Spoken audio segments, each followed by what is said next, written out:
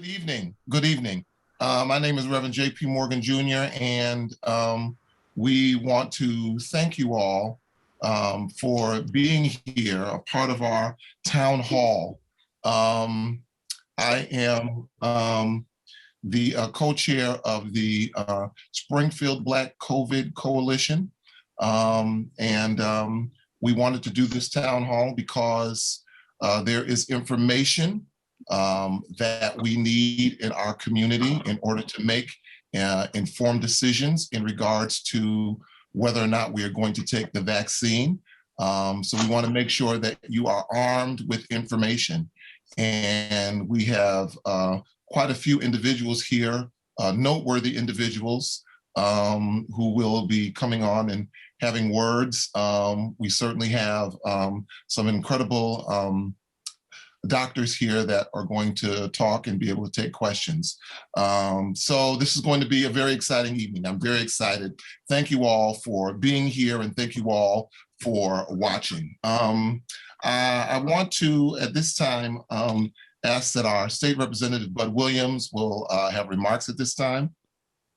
Thank you, Reverend Morgan. It is duly a pleasure to be here this evening, and I want to thank the Springfield Black COVID Coalition Committee for the outstanding work. Today is March 10th, exactly 1 year to the day that Governor Baker a year ago declared a state of emergency in the Commonwealth of Massachusetts. The schools were shut down, and our life as we knew it had become not normal. With that being said, we've done a lot of work on the ground. We've done food banks, we've done mask giveaways, we've done coat drives, we've done everything under the sun.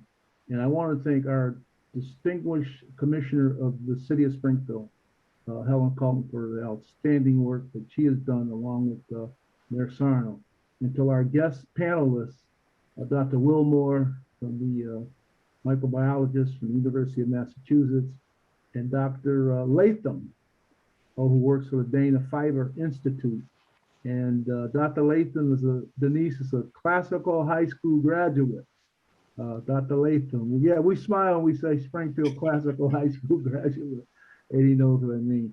So with that being said, I will get out of your way. And this session, this webinar, is to encourage and to give individuals information and education so they can make a rational decision as to whether or not they want to take the vaccine or not take it. We've been saying that all through the past almost 11 months, that we are here just to encourage, to give information so people can make a decision. So with that being said, I will turn it back over to you, Reverend Morgan. Thank you, Representative Williams. We have, you know, there's a saying, it's a poor frog that doesn't praise his own pond. We have one of the most incredible health commissioners right here in the city of Springfield. And throughout my pastorate, and even prior to that, my dad, I know the works. The Bible says, know them that labor among you. This woman is incredible at what she does. And so I just like her to come on and have some words. And I'm talking about none other than our health commissioner, Commissioner Helen Colton Harris. Thank you, Reverend Morgan, and good evening. It is a pleasure for me to be here. Let me first start off by thanking State Representative Bud L. Williams. His efforts around COVID have been really very stalwart. He has been in the fight. He has made recommendations for our residents. So thank you, State Rep. Williams. Reverend Morgan, your father was one of the most amazing men that I knew. When the HIV/AIDS epidemic came, he was the first one to call me and say, I am with you, I will support you. And you have done the same thing for me in COVID. So thank you very much. I am extremely, extremely appreciative. The Black Coalition, the COVID-19 Coalition, amazing group of individuals, very dedicated to our residents. And I'm very appreciative of your work as well. And of course, Mayor Sarno has been an individual who has also been in the trenches as far as this virus is concerned. So I am Helen Carlton Harris, the Commissioner of the Division of Health and Human Services for the City of Springfield. My division includes Health and Human Services, Elder Affairs, the Animal Control Shelter, Veterans, and the libraries. Why do I tell you that? I tell you that so that you know there's a broadness to the work that we're trying to do in terms of the departments and our residents. The Board of Health, the Department of Health and Human Services is the Board of Health for the City of Springfield. 351 towns in the Commonwealth of Massachusetts, each one has a Board of Health, which is very different than most states. Most states have county health departments. In Springfield, in Massachusetts, we have 351 cities and towns, and each has a health department, as I indicated. In addition, we are responsible for Mass General Laws, Chapter 111, which means that we have to investigate infectious diseases like tuberculosis, other communicable diseases, and COVID-19 is one. And so on a daily basis, the state's portal called Maven sends us the cases of COVID-19 individuals in the City of Springfield, and it's our job working with the Contact Tracing Collaborative at the Commonwealth to trace those individuals, give information, make sure we're talking about isolation and quarantine, because it's important that we make sure we are continuing to keep each other safe. I'm excited about this evening because I know the presenters, I've seen some of their work, and so I am wondering and watching and really wanting to, like all of you, be able to make good decisions. And that's what we want for our community, no matter what we think as far as our own personal life is concerned. So thank you very much, State Representative Williams. Thank you, Reverend Morgan. Thank you, Black Coalition. I appreciate all the support that everyone has given me as I've navigated COVID-19. Thank you for your time.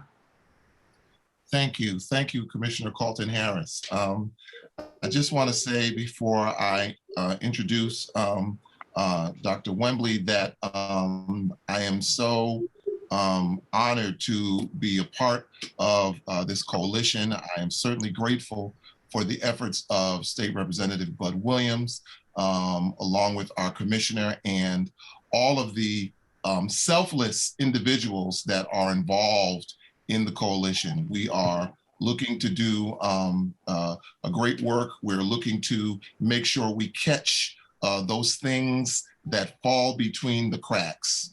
We want to make sure that every area is covered, and we give full support to our health commissioner, Helen Carlton Harris. So without further ado, we have Dr. Wilmore Wembley, who works at the University of Massachusetts.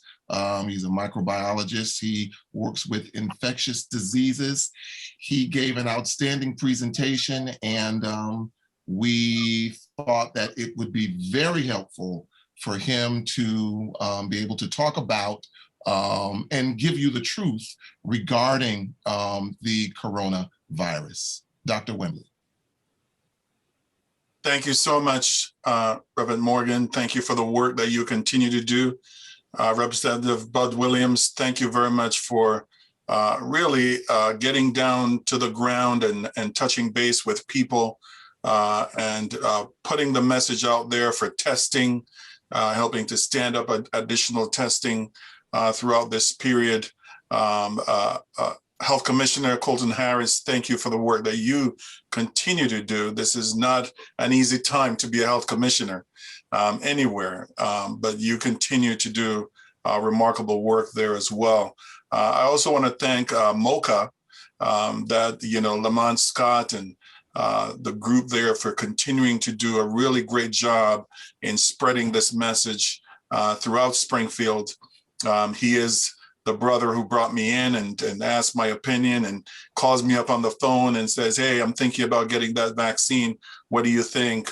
And Lamont, I'm glad that you're vaccinated and protected at this point in time. So I'm going to share my screen with you. The idea this evening is for me to talk with you about the virus, talk with you as well about the vaccines that are out, how they were made, what are the implications of getting vaccine and getting vaccinated, as well as talk about some of the side effects and other things. And then at the end, for you to make the decision, for you to be able to make a decision about whether or not you want to get vaccinated. That's the overall plan. I'm not here to try to convince you to get vaccinated. It is my job to tell you that you should. It's really my job to help to teach you the science so that you will want to, if that is the case. So I have no financial or intellectual property interests in any of the vaccines or the products that I will talk about. I'm talking about them from a purely scientific point of view. And at the same time, as I said, it is my goal to explain the science that supports these vaccines, that support what we know about COVID-19 and why it is that we're at the point where we are now. It is not my goal mainly to convince you. So I want to start off by saying that pandemics are nothing new to the human population. We've always dealt with them. They've always been with us. You go all the way back to 1500 and you have the Justinian plague. We've had the Spanish flu in 1918 that many of us are aware of.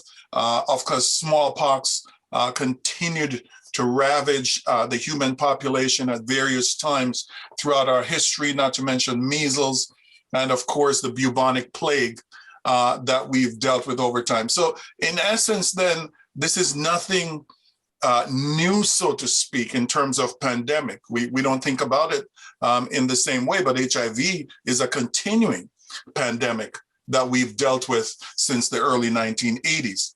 With that said, we have seen coronaviruses before. They have visited the human population at different times, and starting in the 1950s, 1960s, proper, coronaviruses were known to the human population. However, they caused really the mild cold, the common cold. And so nobody really ever even bothered to give them real names. They were given these alphanumeric codes like 229E and NL63. It's really recently that the HCOV has been added to it, human coronavirus. But these were just given these names because we knew they existed. We knew they were around, but they never really did anything serious. But since 2002 until this time, we've had lethal coronaviruses come into the human population 3 times.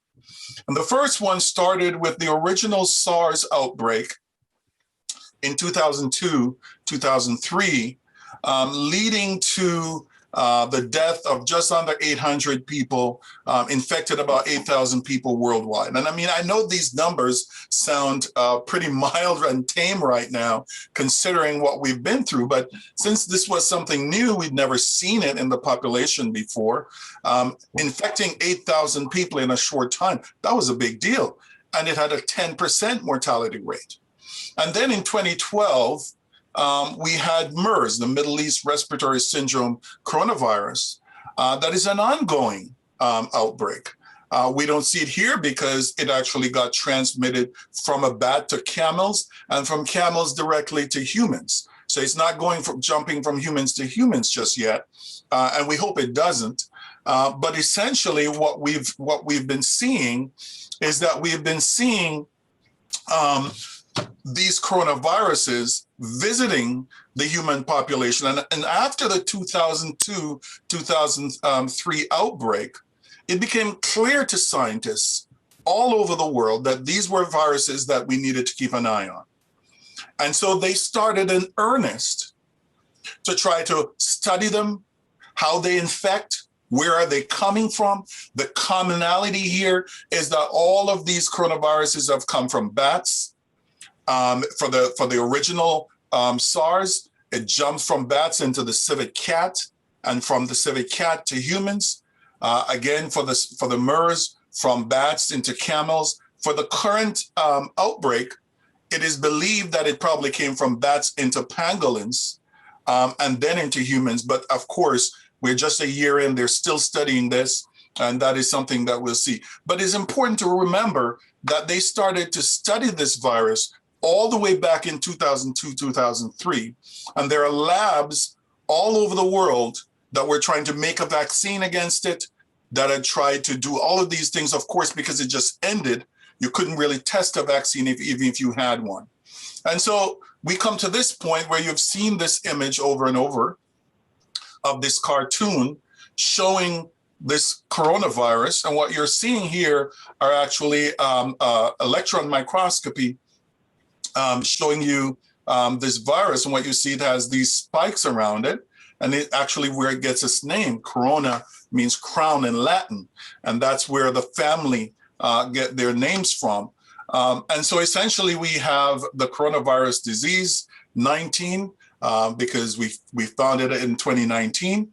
It's the disease that's caused by this virus that we call severe acute respiratory syndrome coronavirus 2, to distinguish it from the 2002-2003 coronavirus. And I typically just call it SARS-CoV-2. And I want to show you this image, right? This is a human cell in purple, this big blob here. And these yellow dots that you see all over it, these are your coronaviruses. And as you can see, there are thousands and thousands of them covering this cell. And these projections that you're seeing from the cell is what we call blebbing. This cell is actually dying by programmed cell death because it realizes that it has been infected by this virus that it can't get rid of.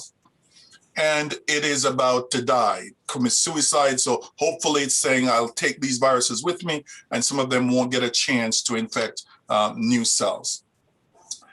Most experts believe that this current outbreak originated in Wuhan, in China, this bustling city where people travel in and out of very often, and where there are wet markets. And these wet markets, they sell all types of animals there. It is not sure, it's not clear at this point if an infected animal was taken to the wet market and sold, and that's how the virus started getting into the human population, or if somebody who was already infected by the virus came to the wet market area and through interactions gave the virus to somebody else. The WHO is actively trying to figure this out. However, one of the concerns about these viruses has been, number one, these wet markets that started up in China in the 1970s, where they started catching these wild animals, selling them in this closed space. And what you're seeing here is kind of a typical setup in many parts. Many times they're cleaner, but here you see a chicken sitting atop some vegetables that they're selling. You have some frogs here that are alive. And if somebody comes and wants these frogs slaughtered, then they will be slaughtered right here. And they're weighed in the same area on the scale. So you don't have to stretch the imagination very far to see if you have an infected animal, it would be pretty easy for that infection to spread to whatever meat you're having there. And if it's something that's highly contagious, that it could actually come into the human population. And so what we have now is that we have a pandemic that has infected over 117 million people worldwide. It has led to the death of over 2.6 million people, with just over 528,000 of those deaths in the United States alone. So this is clearly a big deal for any population. This is primarily a disease that affects the lungs. As you know, your lungs are indispensable. This is where oxygen exchange takes place.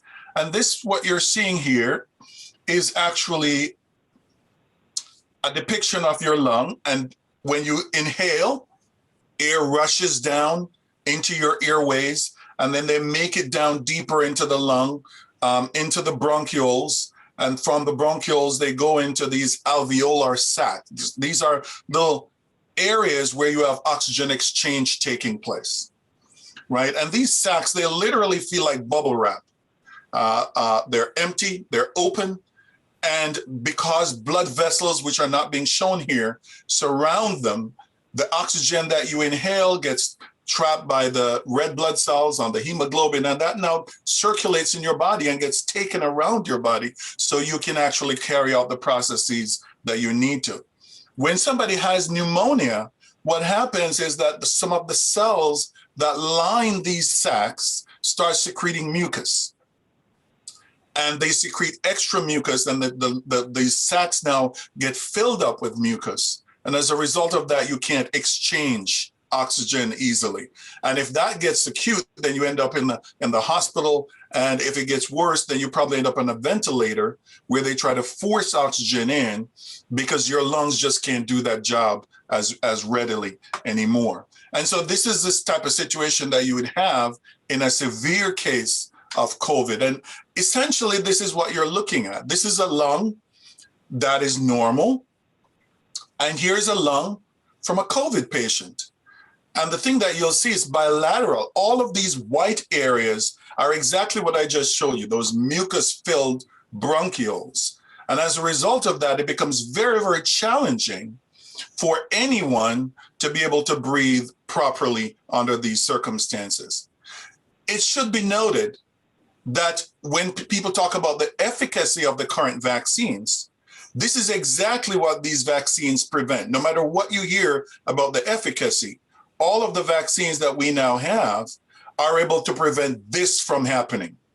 They prevent your lungs from filling up with this level of mucus, so they prevent severe COVID, where you have hospitalization and or death. So whichever vaccine you're taking, this is essentially what the outcome is, that you're preventing this from happening. We typically think about COVID infection today in two categories: those who get sick and die, and those who get sick and they survive. What I want you to start thinking about are those who get sick and survive, but continue to have symptoms related to COVID, because there are more of those than you might think. And so what I'm showing you here, these red areas here are actually the virus.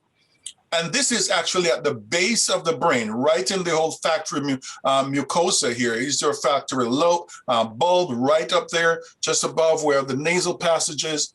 And we're seeing viruses there. Now, I haven't seen any data yet that definitively shows the virus in the brain, but here it is right at the very base of the brain.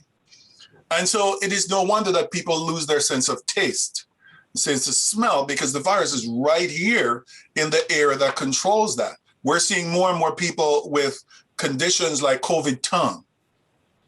You're seeing these papular rashes on the tongue, so little red areas here. You're seeing these areas of indentation, like what you're seeing here. Nobody really knows what's causing that. People's tongues get swollen, right, as a result of COVID.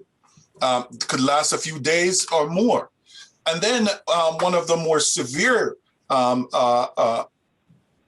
outcomes that I'm seeing from publications of long COVID is this gangrene. Essentially, blood clots go into the smaller blood vessels, the capillaries, and block flow of oxygen from getting to the extremities. And as a result of that, these appendages, your fingers and your toes, because of a lack of oxygen, develop gangrene and literally just die off.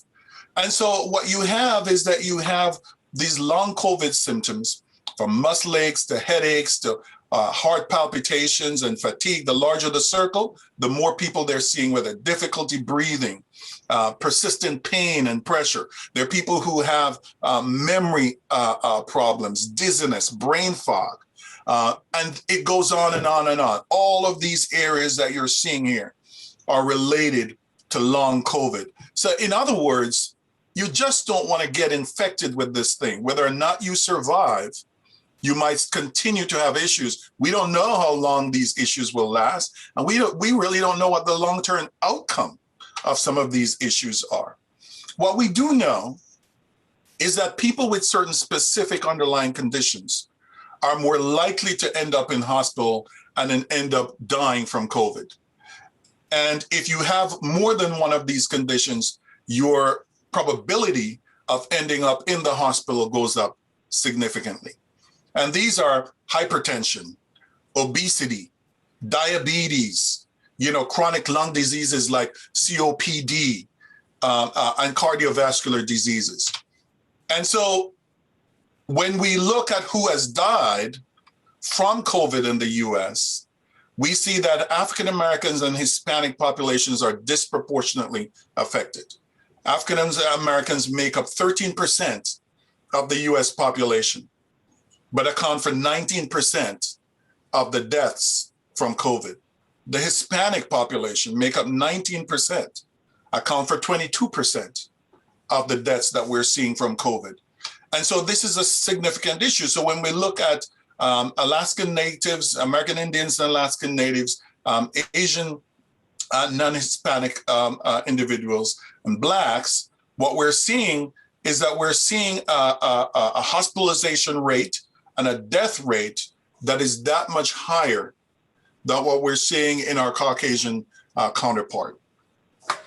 And this is significant. When we look at it, it's true for all ages that we're looking at, more so for those ages over 75, over 80 for the African American population.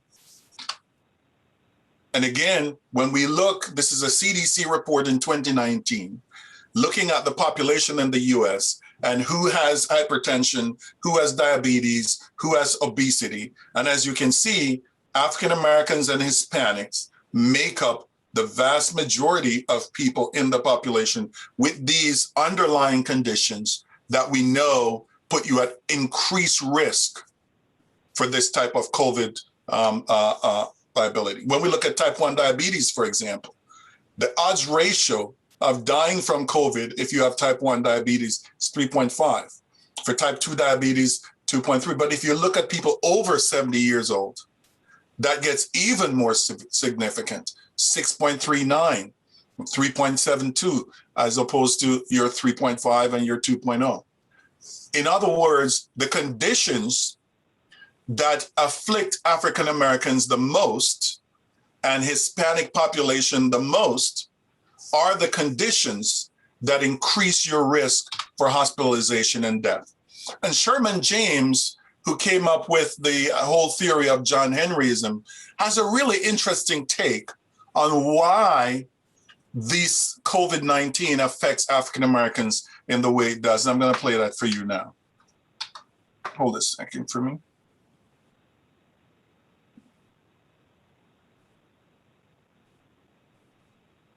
See if I can get this to play.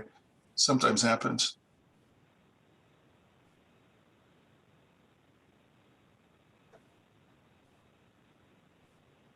Would love to get this to play. Here we go.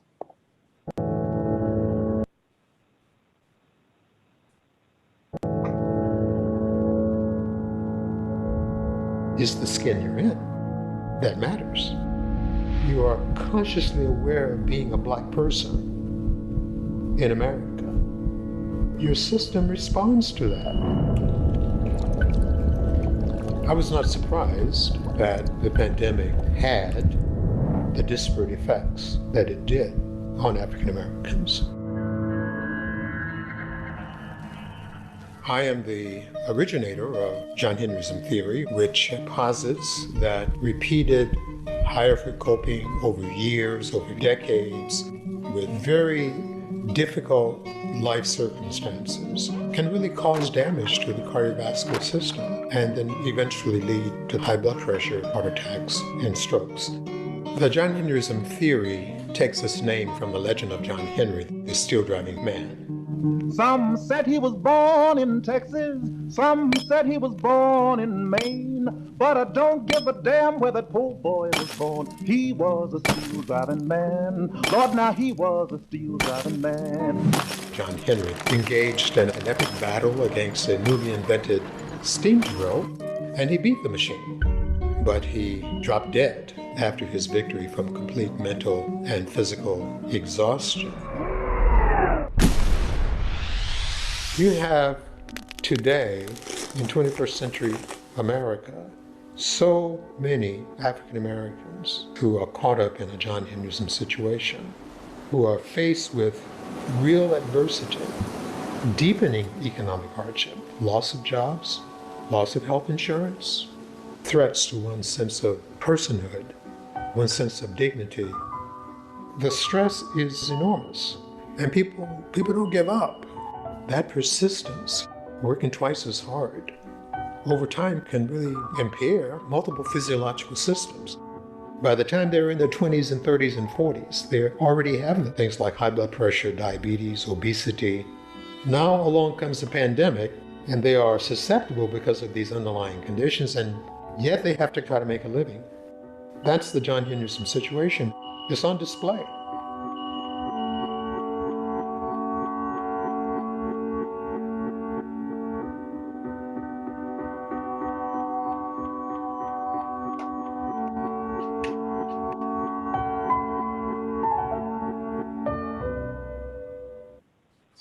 So when you have that type of situation where you have a certain demographic of the population being susceptible, and you start adding to that these variants that we've been talking about, essentially when you have viruses, the more they replicate, in other words, the more people they find themselves in, the worse the pandemic gets, is the more opportunities they have to make mistakes as they're replicating their genome. And when they make mistakes, sometimes that mistake is deleterious to the virus. In other words, that new strain dies out because it's less fit. But every now and then, you actually have variants where the virus gets lucky.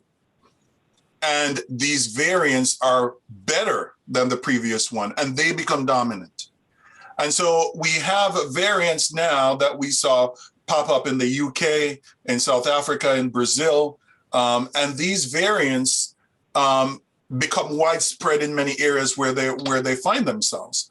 And we're seeing more and more of these variants popping up. And so what we've seen with this UK, the B117 variant, for example, is that it's way more transmissible compared to the original Wuhan strain. People estimate between 30 to 70% more transmissible. And so essentially, if it's more transmissible, eventually it leads to being deadlier, because if more people are getting infected, then more people are going to get hospitalized. And the more people that get hospitalized is the more people you're going to have dying from the virus. And so eventually that catches up. And so this is just a fill diagram of the spike protein. The spike protein of the virus is really important because this is the key that the virus uses to unlock cells in order to get in, right? This is the area, the purple area here is where the virus actually binds directly to this receptor that a lot of our cells have, called ACE2 receptor. We need this receptor. This receptor is a protein. It wasn't made for the virus to enter our cells. It was made to actually help to balance blood pressure and probably several other functions in the body. The virus is just exploiting it in order to get in. All of these black balls that you see here are the mutations for this B117 mutant of the virus, or strain of the virus. And if you notice, it has two mutations in this area that the virus uses to bind. And it's thought that it is these mutations, along with this one on this arm that you see moving, that actually causes it to bind more tightly once it attaches and make it more transmissible. So this is the kind of thing that happens with these viruses, especially RNA viruses. But what I want to show you is what happened in the UK once this B117 variant actually took over. So this is November, and I want you to look at the change in color. You see London pretty much very quickly becomes overrun. The rest of the UK becomes overrun in a month with this strain of the virus. That's one of our concerns. that either this UK variant or that South African variant, that P1 variant from Brazil, that if it comes to the US, that it could overrun our population in a very short time, become the dominant one. And then even the vaccines that we have currently won't work as well against it. And all these are, again, is that when the virus gets transmitted from one person to the next, multiple people, it changes over time. And what happens is that over time, you develop these variants. And the idea is that with some of these vaccines, what they're actually doing now is that they're creating new vaccines for maybe some people to get a third dose of the vaccine if we become overrun by these strains that we're seeing. And that's a good thing about the mRNA vaccines, that you can literally retool them in a short order. So the WHO says that the two public health interventions that have had the greatest impact on the world's health are clean water and vaccines, something that I totally agree with. And it goes on to say that immunization is a proven tool for controlling and eliminating threatening diseases and averting between 2 and 3 million deaths each year. So vaccine is something that we know. In fact, it's interesting that we have so much controversy over vaccines because vaccines are truly the great equalizer. Vaccines are typically made cheap enough that everybody gets them.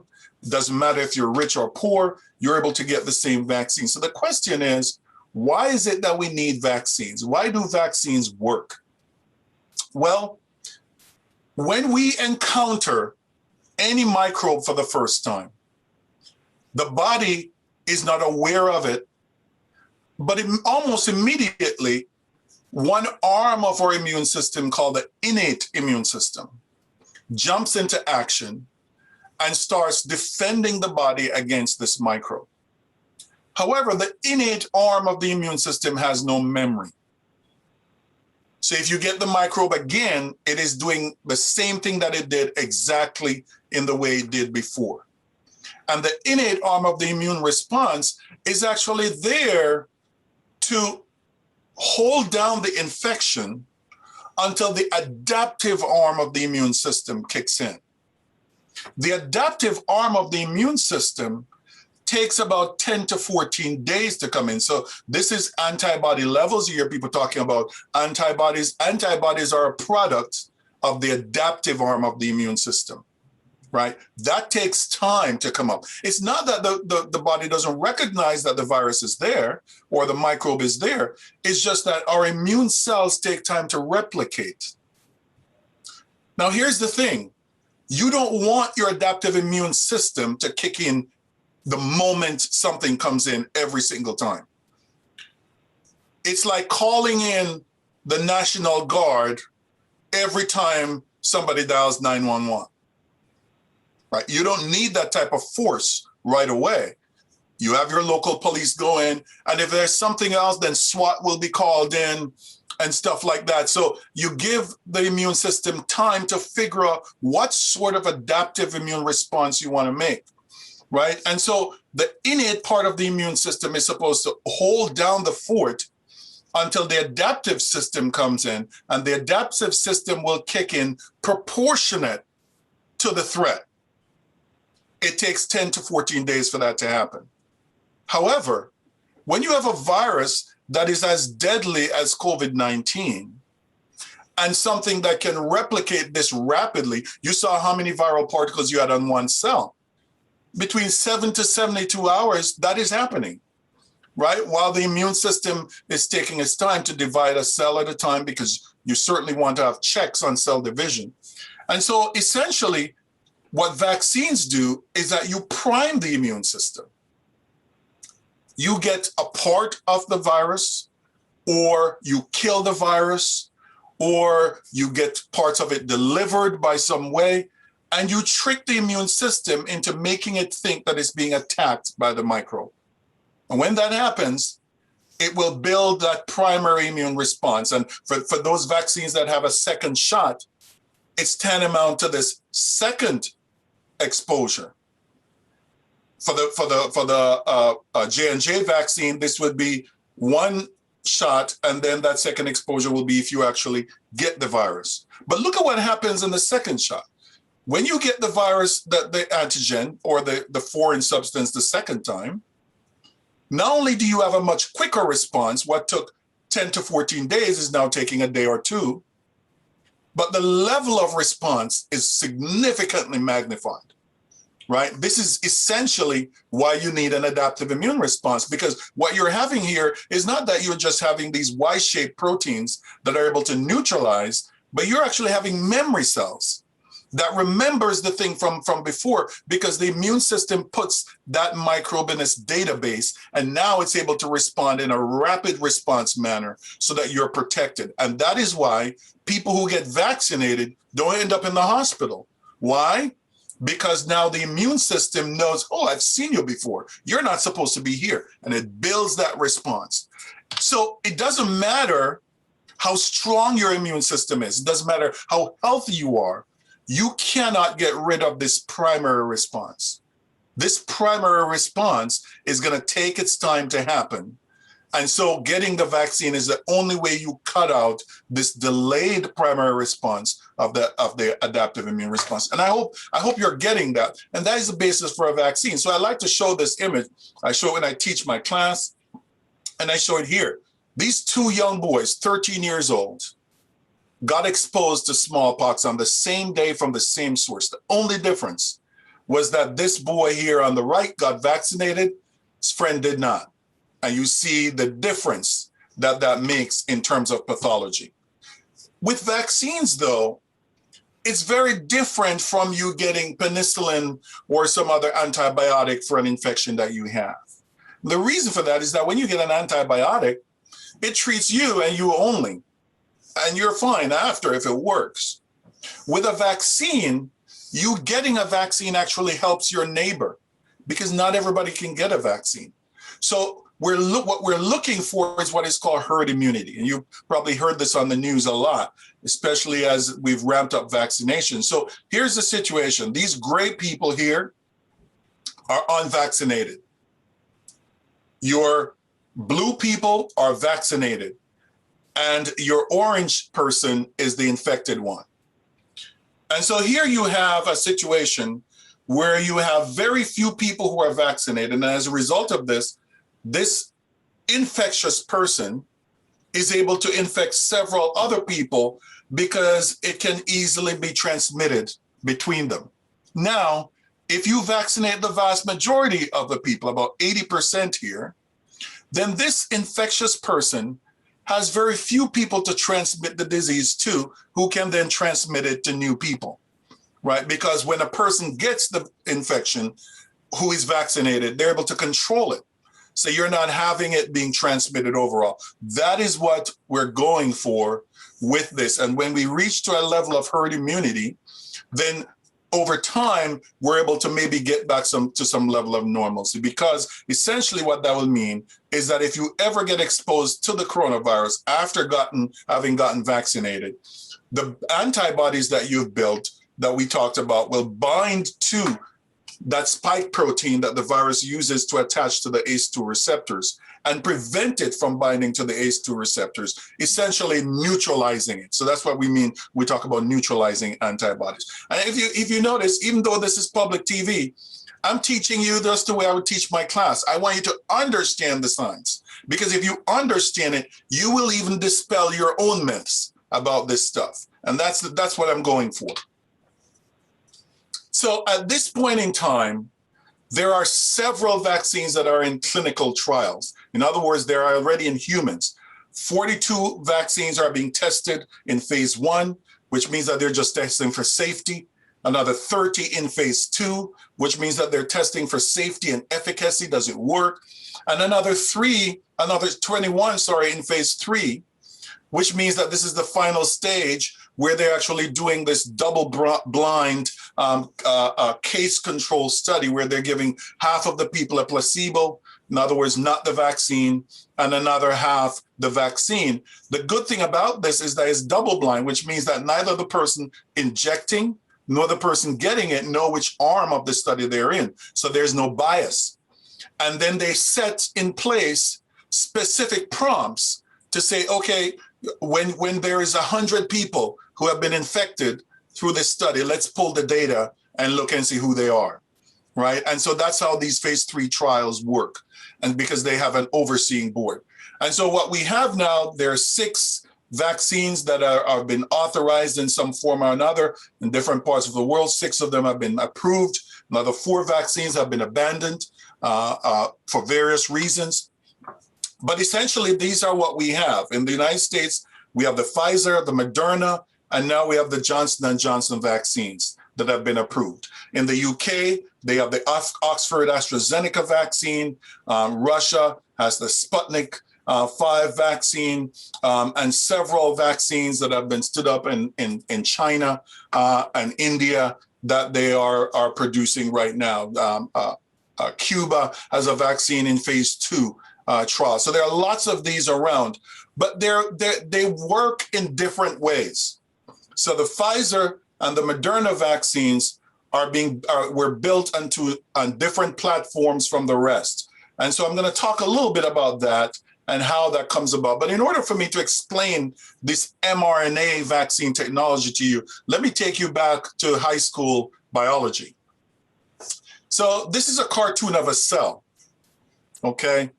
And a cell, to simplify it, has 2 major compartments, a cytoplasm and a nucleus. Here, the nucleus is being depicted as purple, the center of the cell. Now, it is inside of the nucleus that the DNA of the cell is stored. The DNA is what has all the information for everything that the cell does. Now, I want to tell you up front, one of the major things that cells do is to make proteins. Proteins are the workhorses of the body. You know, the insulin is a protein. Albumin, these are the proteins. Your digestive enzymes are proteins, right? All of these things are proteins, but they have to be built by the instructions that's coming from the DNA inside of the cells. And every cell in your body has the same blueprint of DNA inside of them. Now, the cell thinks that the DNA is so important that it doesn't allow the DNA to get out of the cell, out of the nucleus. It keeps it in the nucleus. However, the protein-making machinery is actually in the cytoplasm of the cell, right? So here you're having ribosomes on top of these structures, these endoplasmic reticulum that you're seeing here. These are the protein-making factories. And in here you have the instructions. So essentially what happens at the cell, when it gets a gene that it needs to make a protein from, it makes a copy of that gene, and it goes through the nuclear pore, these little holes here, and goes into the cytoplasm where that instruction is read and the protein is made. So the messenger RNA is your go-between message. And the way I typically describe it is, let's say that you are going to make a really fantastic meal, right? And you want to honor your ancestors as an African-American man. And so you heard about this rare recipe to make this great meal, but it's in this rare book. And the book is making its way across the country to different libraries as a display, but it's on reserve. You can't take it out of the library. So you go to the library, you make a photocopy of the pages that have the instruction for this great macaroni and cheese recipe that you want to make, right? And so you leave the library with that copy to make your mac and cheese. You don't copy the entire book because you don't need all the recipes in there. You just need the special mac and cheese one. And so you take that out of the library and you come to your kitchen where you have the ingredients and you start putting together your mac and cheese until you get this perfect meal that your loved one just can't believe that you made. So that photocopy that you made is tantamount to your mRNA. That's your transcript. That's your copy of the book. That's what leaves. And so the protein making machinery is your kitchen, right? Viruses know this. And I use know loosely because they make us do that every single time they infect us. Every time a virus infects us, the virus goes and make our protein making machinery read its nucleic acid sequence and make the proteins that the virus needs, because viruses can't make proteins on their own. So what scientists did about 20 years ago, they started saying, why can't we make vaccines this way? Why can't we make DNA and or RNA vaccines where we actually give the sequence of the bug and have the body read the sequence and make the protein so that the immune system can respond to that protein? And that's essentially what it is. It's called the central dogma of your molecular biology, where you have DNA to RNA to protein. It's transcription, translation, right? Pretty basic biology. So let me give you a little animation to recap what I just told you. When the RNA copy is complete, it snakes out into the outer part of the cell. Then all the components of a molecular factory called a ribosome lock together around the RNA. It translates the genetic information in the RNA into a string of amino acids that will become a protein. Special transfer molecules, the green triangles, bring each amino acid to the ribosome. Inside the ribosome, the RNA is pulled through like a tape. There are different transfer molecules for each of the 20 amino acids shown as small red tips. The code for each amino acid is read off the RNA 3 letters at a time and matched to 3 corresponding letters on the transfer molecules. The amino acid is added to the growing protein chain, and after a few seconds the protein starts to emerge from the ribosome. Ribosomes can make many proteins. It just depends what genetic message you feed into the RNA. So I forgot to tell you that the building blocks of proteins are amino acids, right? So that's what you see being added there. So this protein making machinery, the ribosome, it knows what ingredients need to be added based on what it's read off the recipe coming from the messenger RNA. And so that's essentially what your mRNA vaccines are.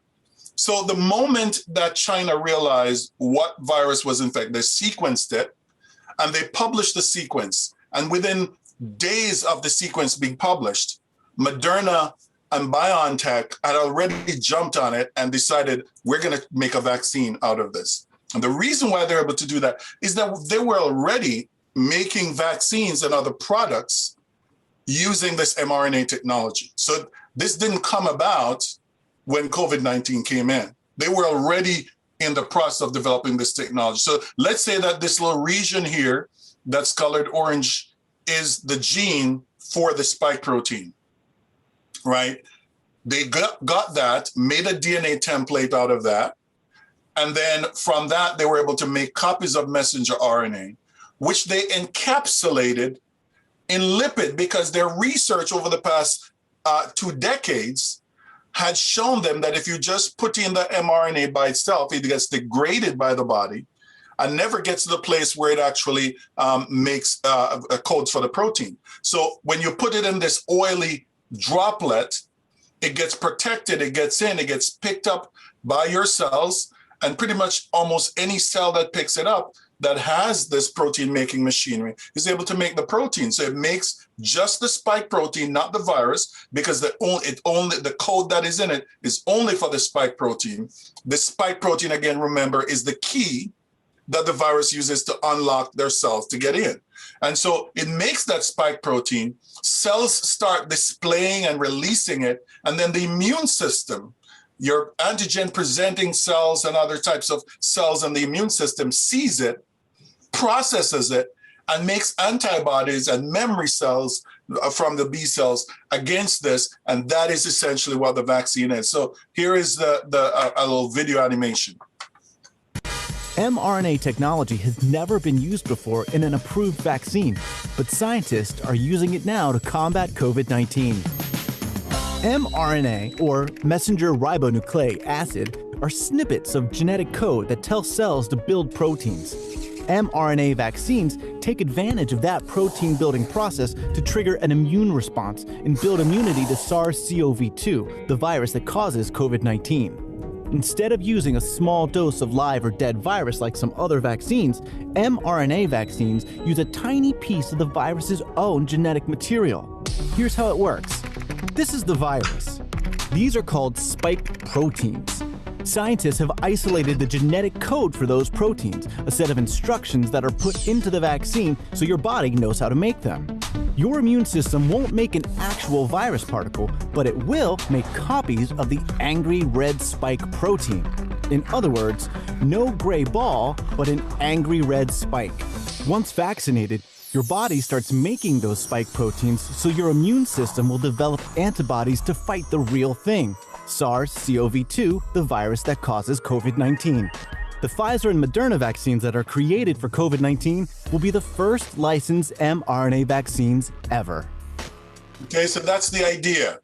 Now, one of the myths that I've heard a lot is that I'm not taking the vaccine because the government has conspired with Bill Gates to put microchips in the vaccines to track us, especially as African Americans, to see what we're doing. And my first thought is to be sarcastic. And I'm like, well, if the government wants to track you, you have a cell phone on you, so that's not too hard. It would be a lot of work to go through to put a microchip in there. But then when you think about it from a scientific perspective, remember that I told you that the vaccines are delivered in nanoparticles, right? A nanoparticle is 1/billionth the size of a meter. So a meter is like the length of your baseball bat. A dime is about 1/100th of that. But a nanoparticle is 1/billionth of it. But here's a microchip. This is where the microchip would be. It is just 1/1,000,000th of a meter. In other words, what you're saying when you say that is that the government is putting a microchip in a nanoparticle vaccine. Remember, the nano is the smaller of the two, which means that that is a physical impossibility. A microchip can't hold in a nanoparticle, right? Moreover, a microchip can't even go through the bore of a 26, 28 gauge needle for you to be able to get vaccinated with it. So this is sci-fi type stuff that you're watching, a little bit too much espionage movies, maybe. This is absolutely not happening. So if that is your fear, you can absolutely take the vaccine, Dr. Lathan. You can take the vaccine. Nobody's gonna track you through it because no microchip can fit in a nanoparticle, okay? So hopefully we've dispelled that myth. Now, people say, well, the vaccine was created way too quickly for me to be comfortable with it.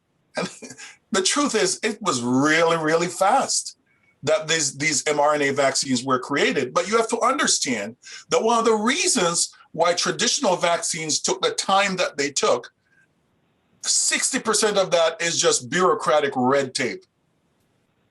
Right. So essentially what happened is that once we realized that a pandemic was upon us, these companies came up with this idea to make a vaccine using this technology.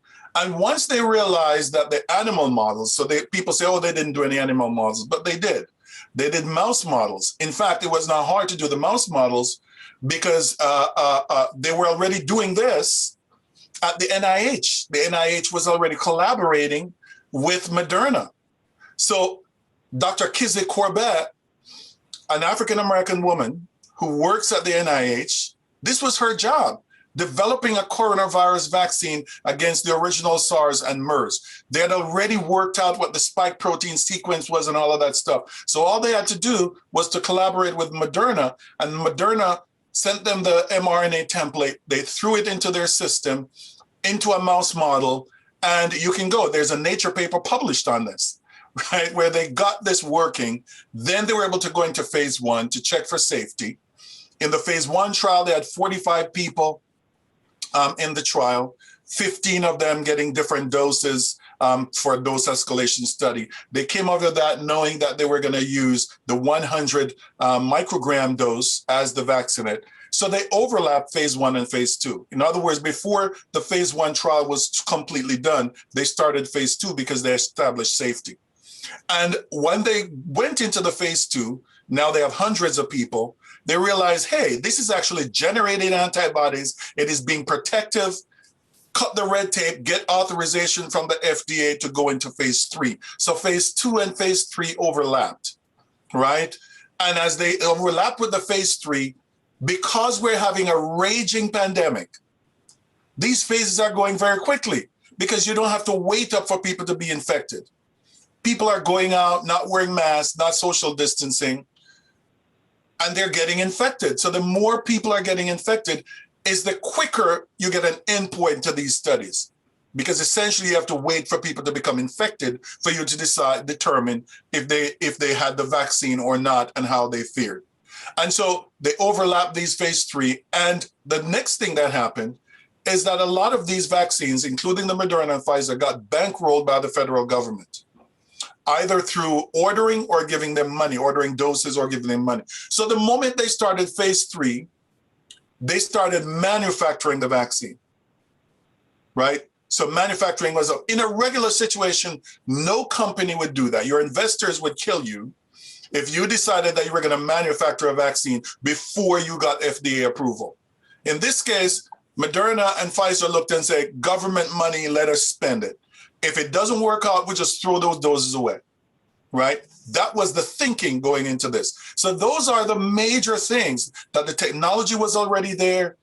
They cut the red tape, got the authorization, overlapped here, and we're in the middle of a raging pandemic. That's what led to this. So just to convince you that this technology is not new, this is a 1992 paper using mRNA technology to treat diabetes, right? This is 1992.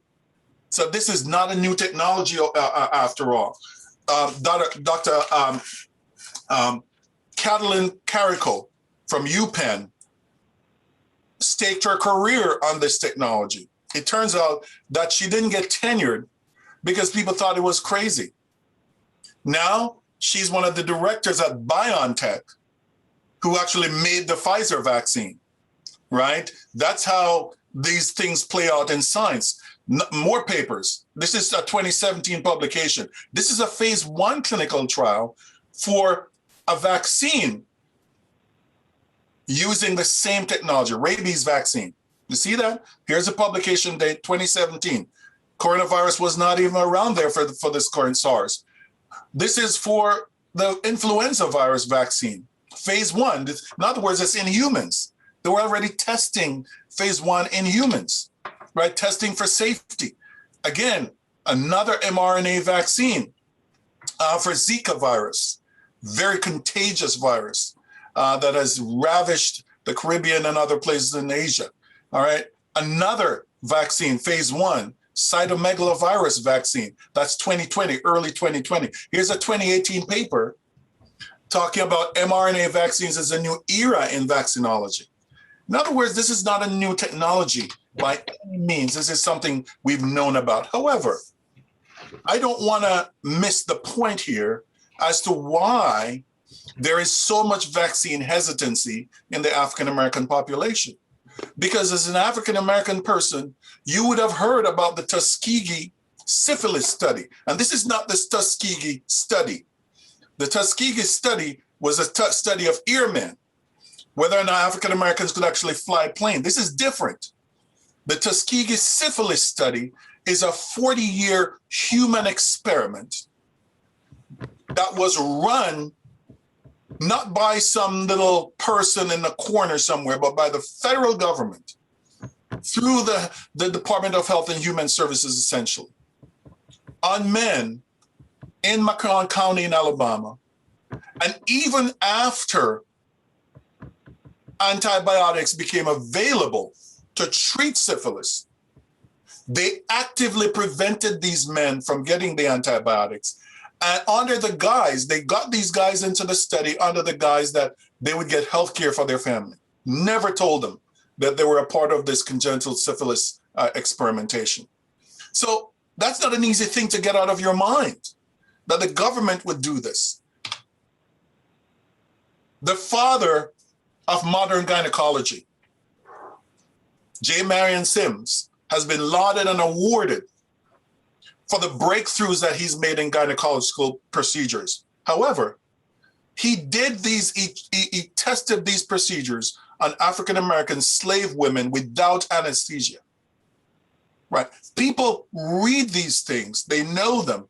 And then Helena Lacks, who in 1951, after being diagnosed with cervical cancer at Johns Hopkins, had her cells removed, cultured, commercialized, and neither her before her death nor her family after knew that this was happening.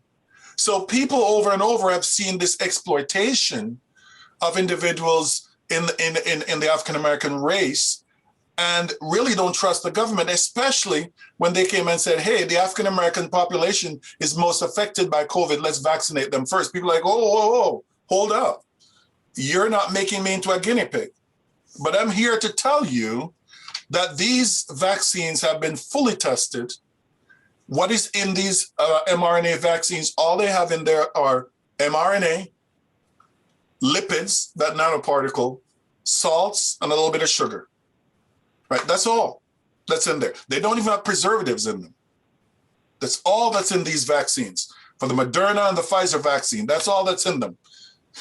Do they have side effects? Absolutely they do. All vaccines do. What are the side effects? For the Pfizer vaccine, 84.1% of people have pain at the injection site. You have about another 82% of people who feel fatigued after. You have another 55 or so percent of people who say they have a headache after they get the vaccine. You have people who have muscle pain, who have chills. About a third of people have that. Another 23% of people have joint pains, and similar numbers for the Moderna vaccine in terms of injection site, fatigue, headache, and these types of pains. So essentially, you're seeing that with the Johnson & Johnson vaccine, a little different platform. Essentially, what they've done is that they've taken a Trojan horse virus, so to speak, an adenovirus. And adenoviruses are cold viruses. And this one that they use doesn't cause disease in humans. They gutted it of its ability to replicate. So it's a non-replicating virus. And what they did is they put in the sequence for the mRNA into it, inject it into you, and they're injecting about 50 billion particles of these viruses inside of that vaccine. And what it does is that once it gets into the cells, makes it into the nucleus, it leads now to messenger RNA being produced in a similar way, like I told you. Go out, the ribosome reads them, make the spike proteins, and the spike proteins get released, they get seen by the immune system, and you make a response against it. This is the similar technology that was used for the Ebola vaccine that is being deployed now in Africa to prevent the next Ebola outbreak. It is the same technology that AstraZeneca's vaccine uses. This is the same technology for the Johnson & Johnson. What is in there? Again, the recombinant virus, this adenovirus, replication incompetent. In other words, it doesn't replicate in you. Once the proteins have been made, this virus, a particle gets killed, and it's gone out of your system. Has some sugars, some salts in there as a buffer, and that's all that's in these vaccines. It can be kept at refrigerator temperature because the DNA in there is stable. So now when we compare these vaccines, what people typically do is that they look at the efficacy. And it's probably a wrong thing to do because essentially what you're looking at, the efficacy is the ability of the vaccine to prevent symptoms when you have your clinical trial, right? And so the efficacy of your Pfizer and Moderna vaccines are approaching 95%. The efficacy of your Johnson & Johnson vaccines is at 66%. But I want you to jump down and look at the hospitalization and death, because that's actually why you make a vaccine. In fact, if any of these vaccines were 50% efficacious, it would have met the FDA cutoff for a good vaccine and it would have been approved, right? So that's what you need to realize with this. So it doesn't matter if you get the Pfizer, the Moderna, or the Johnson & Johnson vaccines. We know that it prevents death 100% of the time, right? And when we looked in the after clinical trial studies, so in the clinical trials, all of them prevented hospitalization. However, when they looked at the data in Israel, they realized that the Moderna vaccine, in giving it to the general public, actually doesn't prevent 100% hospitalization. As more and more people get it, a few people had to be hospitalized, but they got out of it. Nobody died. That's what you want a vaccine to do. The other thing is that you have to realize that the Pfizer and the Moderna vaccines were made first. So they really only are responding to the original virus strain, not the variants. The Johnson & Johnson vaccine that was made later actually was tested in South Africa, in Brazil, in Chile, in Argentina, in Peru. And in other words, it got exposed to some of the worst viral strains and still came out being efficacious. So at least we know now that this vaccine will actually protect from death and hospitalization from these strains, these new strains of the virus that we have out here. So the US is doing way better now in terms of vaccinating the public. We were behind. Israel, as you know, is really good. But as you can see, the US has been catching up. We're now at number 3 in terms of vaccination. And so we've done pretty well. And so, you know, Dr. Latham and I can now take some of your questions if you have them about that. But hopefully you learned enough about this to realize that these vaccines are safe, they're efficacious, it's not going to kill you, nobody's tracking you with a microchip. Most of the other things that people are saying, it's not going to change your DNA and stuff like that. None of those things are going to happen.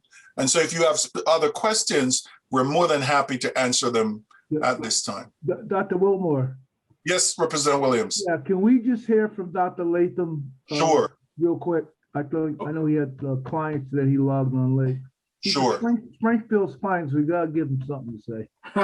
No need. I'm just happy to be a part of this and to be able to listen to Dr. Webley give his talk. I said this on the chat, and I'm going to say it again. You know, I've had the opportunity to hear versions of this talk many times, and he does a tremendous job from start to finish, giving detail and making it relevant. So I just want to give a tremendous applause to him. And I feel my role here is as a clinician to kind of, you know, take some of that and hear some of the questions and talk a little bit about some practical things and you know, answer the questions. But it's always good to be back home virtually, so to speak. All right. So yeah, any questions? Let's open it up and definitely have some questions. Good to have you, Dr. Latham. Pleasure to be here. I have a question.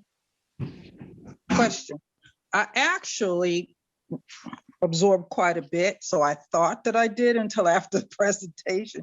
So I just want to clarify something I thought that I heard is, or I have a question about it. For people who have received their first dose of the vaccine, is it safe for them now to be unmasked and in the presence of others who've not? And how do you actually know that it's safe? And can it be transmitted to others with just one dose of the vaccine? So I might jump in a little bit and talk about this from a public health perspective, and I'm sure Dr. Webley can talk about some of the data, and especially in the second half of your question. So the short answer to you is no, right? So I think, you know, what we're saying right now, what we want to think about is, you know, the first dose of the vaccine does give people, if you look deeply into the data, a little bit of protection after a couple of weeks. But depending, and we're not talking about Johnson & Johnson right now, I'm talking about the Moderna and the Pfizer vaccine. The Johnson & Johnson vaccine is a one shot, and that, you know, after a couple of weeks, then you should have some protection. But more importantly than that, you were asking, so maybe let's say you got both your shots, and you're saying to yourself, well, can I just take my mask off and you know, go about my business, right? And the short answer to that is not yet. So we know that you are likely to be protected, as you heard, from serious illness, and also decreases the likelihood that you would get infected. We suspect also that it is, and I say we suspect because we don't know, it is less likely for you to transmit. We suspect that. But there are a lot of people who are going to be around you who don't have that protection. So until the population, higher percentage of the population is vaccinated, then we don't want to go, and be unmasked willy-nilly. The CDC did say, though, what we can start doing, let's say if you and your family have been vaccinated, or you've been vaccinated with some other folks, you can start to gather in an enclosed space with your mask off around other protected folks, right? So we are not quite there yet. And I know that for folks who haven't seen their grandchildren and stuff like that, they're thinking a little bit about taking a little bit, like going to see some folks, but we are not in a state yet where we can take off your mask, even if you got a dose, fully dosed. And then in the middle there, it is not highest protection. I'll tag this off to Dr. Webley a little bit if he wants to join in, but basically what we see, it takes a little while for your immune system to actually generate the response to protect you adequately. And that's why they talk about 3 weeks. I think with Pfizer, it was like 3 weeks after the second dose is the more, that's at that point, you're at your maximum protection. Before that, yes, you might have some, but you're not all the way up there yet. So does it seem to be a bit premature that the CDC would be sending out the message, or whomever started the message, that it's okay to remove your mask if you've been vaccinated? Does that seem to be a bit premature, or no? I don't think so. I think it's what they're saying is, if they're not saying you can take off your mask and go anywhere. They're saying if you're around other vaccinated people in a small space, yes, you could take off your mask, but not everywhere. As a matter of fact, they very specifically said, you please still mask in public places, and if you're going to places and if you're around other unvaccinated people, you should probably still mask. They're only talking about certain situations where everybody's been vaccinated. Like in your home. Yeah, in your home, and your pod. They talk about this, the group that you have maybe been sheltering with, and that there's they're giving people a little space to breathe, but it's not a man, not a free for all yet. You can take. All right, thank you.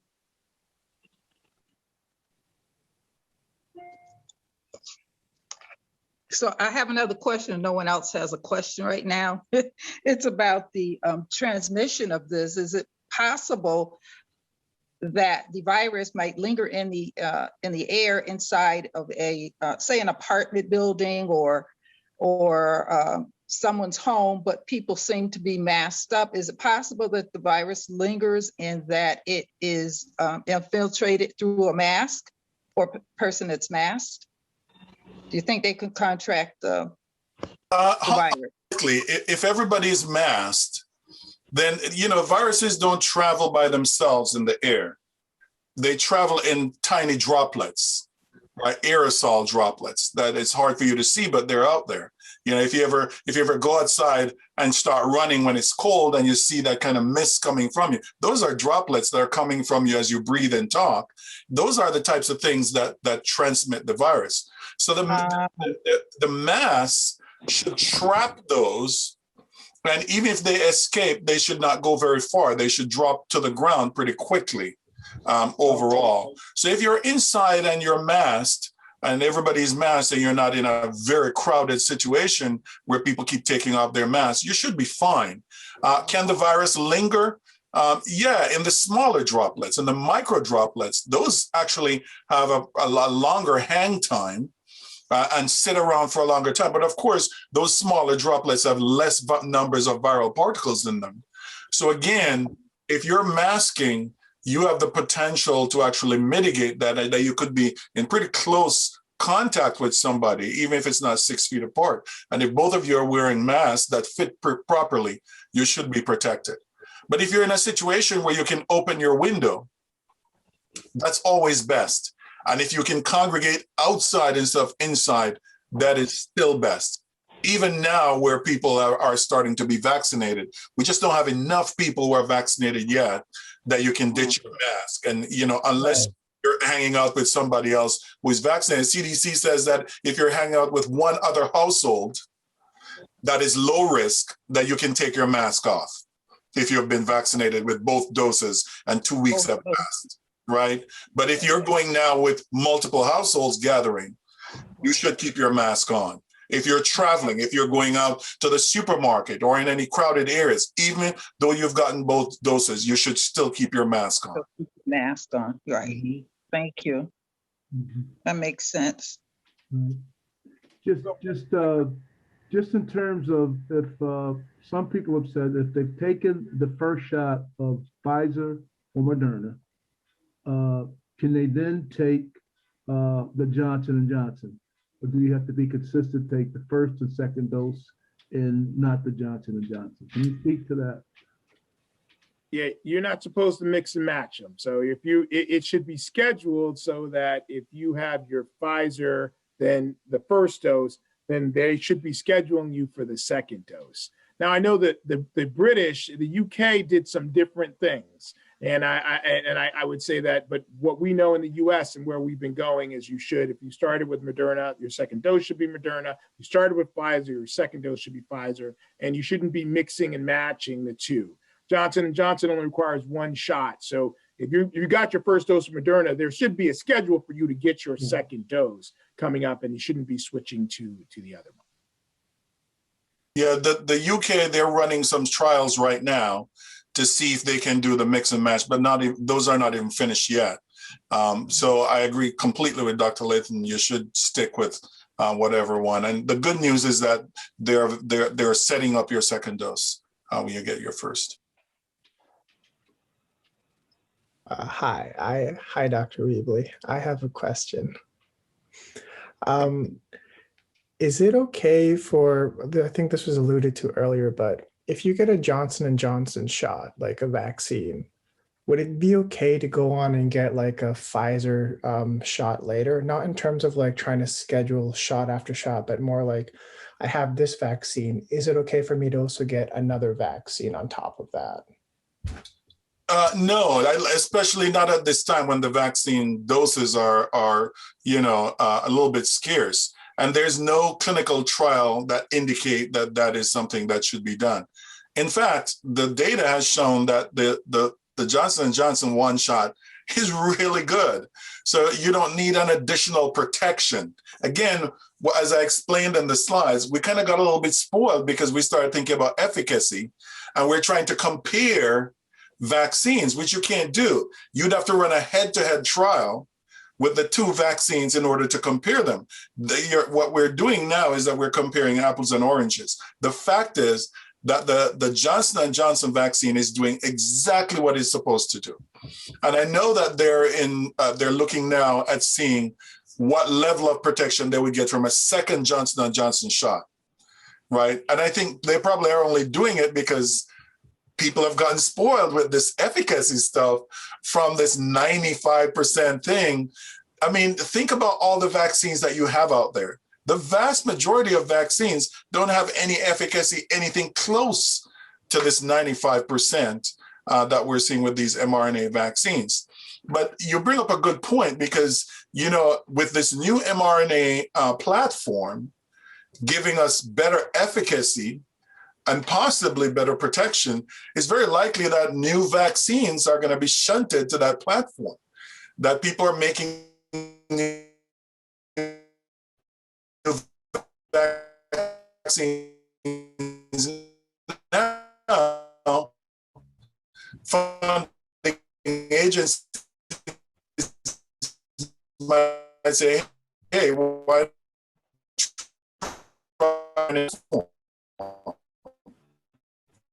and you will be protected from hospitalization and death from coronavirus. And that's all you can ask for. I agree. I would just add on, Jeffrey. I know that there is a feeling. Somebody asked me the other day, said, why are they giving Black folks the bad vaccine? That's what people are, right? There are people who are having this thought like, oh, they're going to give us that junky one. That's what I said to me, that doesn't work. And I'm going to say two things, right?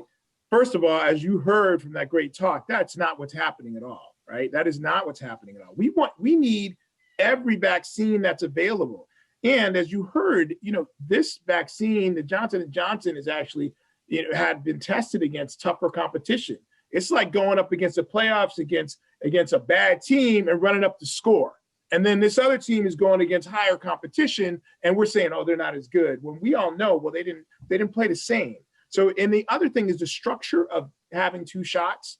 There are some people, it does have some side effects, and there's some people who, you schedule the first one, but it's a nightmare to schedule the second one. So this is another option to make sure that all of our folks who want the vaccine, and all of us should, but everybody who wants it can get it. So it's another tool. And likely, even those of us who got the 2, the Pfizer or the Moderna, next year, we all could be getting boosters anyway, as they want to, prepare for the changing, the new variants that are going to come out there. So if you get a chance to get Johnson & Johnson, you do not need another shot. And they are not just giving folks the bad one. That's not what's happening. We need to bring all those things, and we need to get everybody the vaccine any way we can. Agreed. Just, may I ask another question on behalf of some parents who reached out to me earlier at my district office, and the concern was the opening of Massachusetts schools from K to 5 kindergarten, not preschool. And their concern was that, Commissioner Riley was just given emergency powers to go in and take away the autonomy of every 351 school districts in the Commonwealth of Massachusetts. They said that they're not going by CDC guidelines. They're using the World Organization guidelines, which they suggest 3 feet and not 6 feet. And I'm not trying to put anybody on the spot here. It seems to me that our CDC is saying 6 feet. They're getting around classroom sizes and saying 3 feet. Can you just share some information on that or some knowledge, both of you gentlemen? Because I have to get back to these parents. Well, I've heard the 3 feet idea.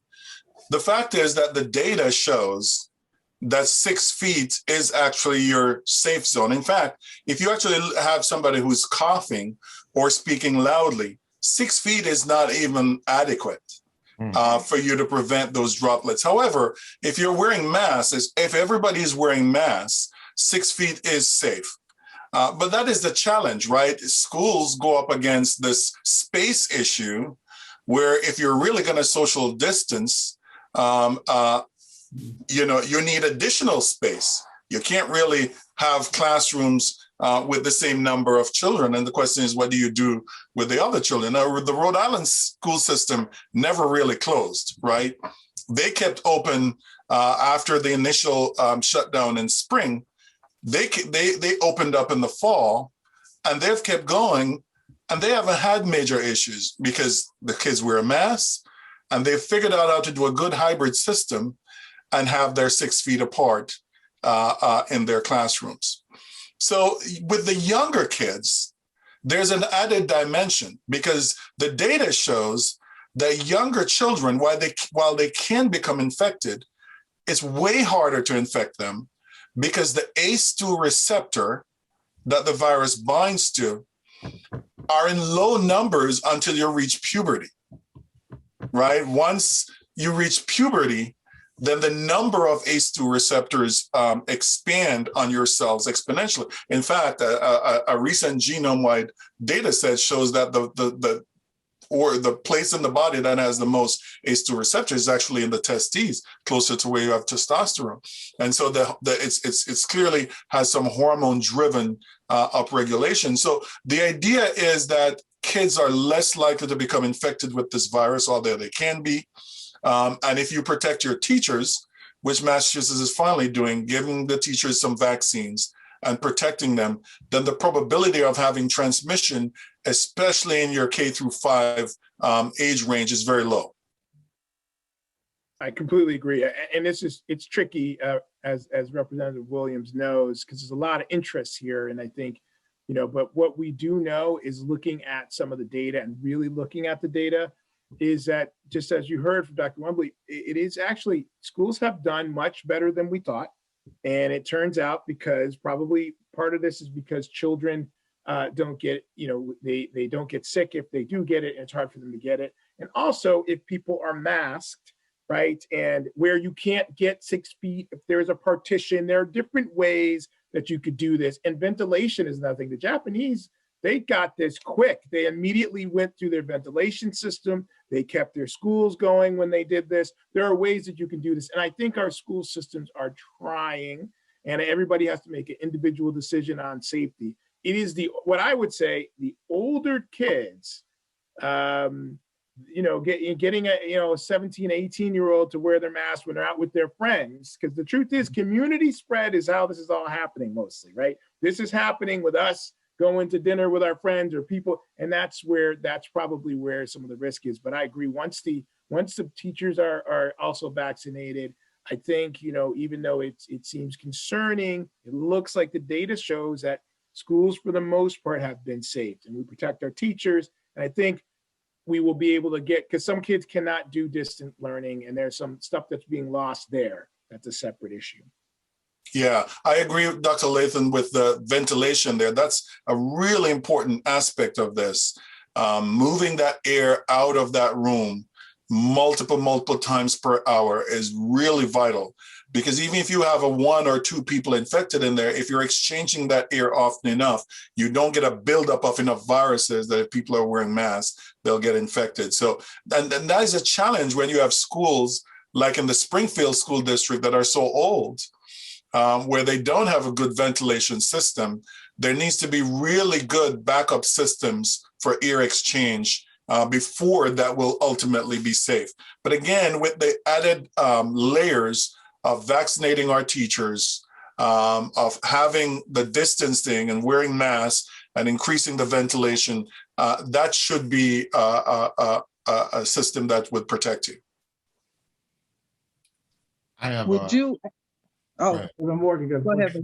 Just ask the question. It was about the special needs, Reverend Morgan, and you work with special needs students. And I know that if the educators are vaccinated, however, the special needs students, many of them have underlying conditions. How susceptible are they to maybe contract the virus if maybe just one teacher or one adult has that within the school or in that classroom? And special needs children are unlikely to mask up for any length of time, if at all. So what do you think? What is your thinking about that in the special needs? Because I know there's a push to return the younger students, the special needs pre-K and K students back first and let them transition. But my thinking is that it might be much more harmful to that subset of students. Well, that's a very good question, but I think it goes back to the fact that there are a lot of factors that have to be taken into consideration if you're going to return to school. And a part of that has to be personnel. That if you're going to have special needs kids return to school, you have to increase the number of personnel who's going to take care of them. There's just no way of getting around that. If you're not doing that, then you cannot ensure safety under those circumstances. So I think every school district will have to look at every school and who it is that you're getting. And, you probably don't need extra hands for every classroom, but you're going to have certain types of special needs children where you're going to have more bodies in that room in terms of teachers and aides in order to ensure that the safety protocols are followed and that both the teachers and the children are kept safe. Yes, you're right. Thank you. I have a question. Someone I'm sorry. Were you finished? I'm finished. Okay. I'm finished. Thank you. Someone on the chat, Miss Brenda, she had a question about if someone wants to get pregnant or if someone is pregnant, should they be concerned about, and they want to get the vaccine, should they be concerned about side effects for the baby? Yeah, I'm happy to start with this one, and then because so the short answer, which people don't like to hear very much, is there's not a lot of data on this. Okay. So meaning, there haven't been, and I'm going to explain why. So generally, when you're doing studies of new drugs, pregnant women are not included in those studies, not because they're trying to exclude pregnant women, but it's very hard to recruit pregnant women. As you can imagine from this question, people want to protect, their unborn child. So they're not going to really be the first to jump in for that. So generally, a lot of the drugs that we use that get tested are not tested on pregnant women. And we figure out later on, what the effects are. There are some things that the CDC says we know. We know that getting the vaccine, since it's not going to give you COVID and it's not going to give your baby COVID. We know that. What they're recommending is that you have an individual conversation with your doctor and do the risk benefit based on your risk profile. And that's very unsatisfying to people, but this is an individual question. Because it could be there's certain risks that say, hey, you know what? And your doc says, I think you should get it. I think we're pretty sure that everything's going to be okay. We don't have studies yet. Both Pfizer, I know Pfizer's definitely trying to do some studies in pregnant women, and so is Moderna. So we're trying to get some more information on that. But for right now, the idea is you talk to your individual clinician, weigh your own risks and benefits, and then decide if you're going to, get the vaccine. Because we just simply do not have any data. We don't think that there is a specific risk, but we just don't have any data. I don't know if Dr. Wembley, I want to hear what he says on that one. I totally agree with that. There's just not enough data. I mean, there have been pregnant women who have gotten the vaccine and they're fine and their babies are fine. But again, the trial just hasn't been done. In fact, in the original Pfizer and Moderna vaccine studies, they had people who got pregnant while they were in a part of the trial and they had their babies safely. We know of one of our local physicians at Bay State who got the vaccine while pregnant and she's fine. What they've seen is that for women who get the vaccine while they're pregnant, their babies actually get antibodies against the coronavirus. So their babies get protected the same way your babies get protected for anything that you get vaccinated against. IgG antibodies, a subclass of antibodies, crosses the placenta. It's the only one that does. And so you're able to get that protection as long as the baby is being breastfed and as long as, and while the baby is in utero. So, but at the same time, there can be teratogenic effects from things that you don't even think about.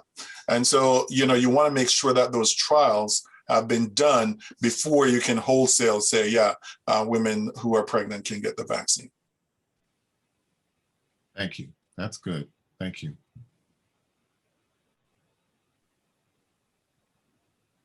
Okay, no one.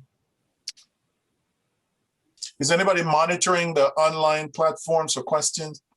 Yes. Morgan. Yeah, I'm monitoring the chat. And those were someone had asked a question about what was in the vaccines, but you answered that during your presentation.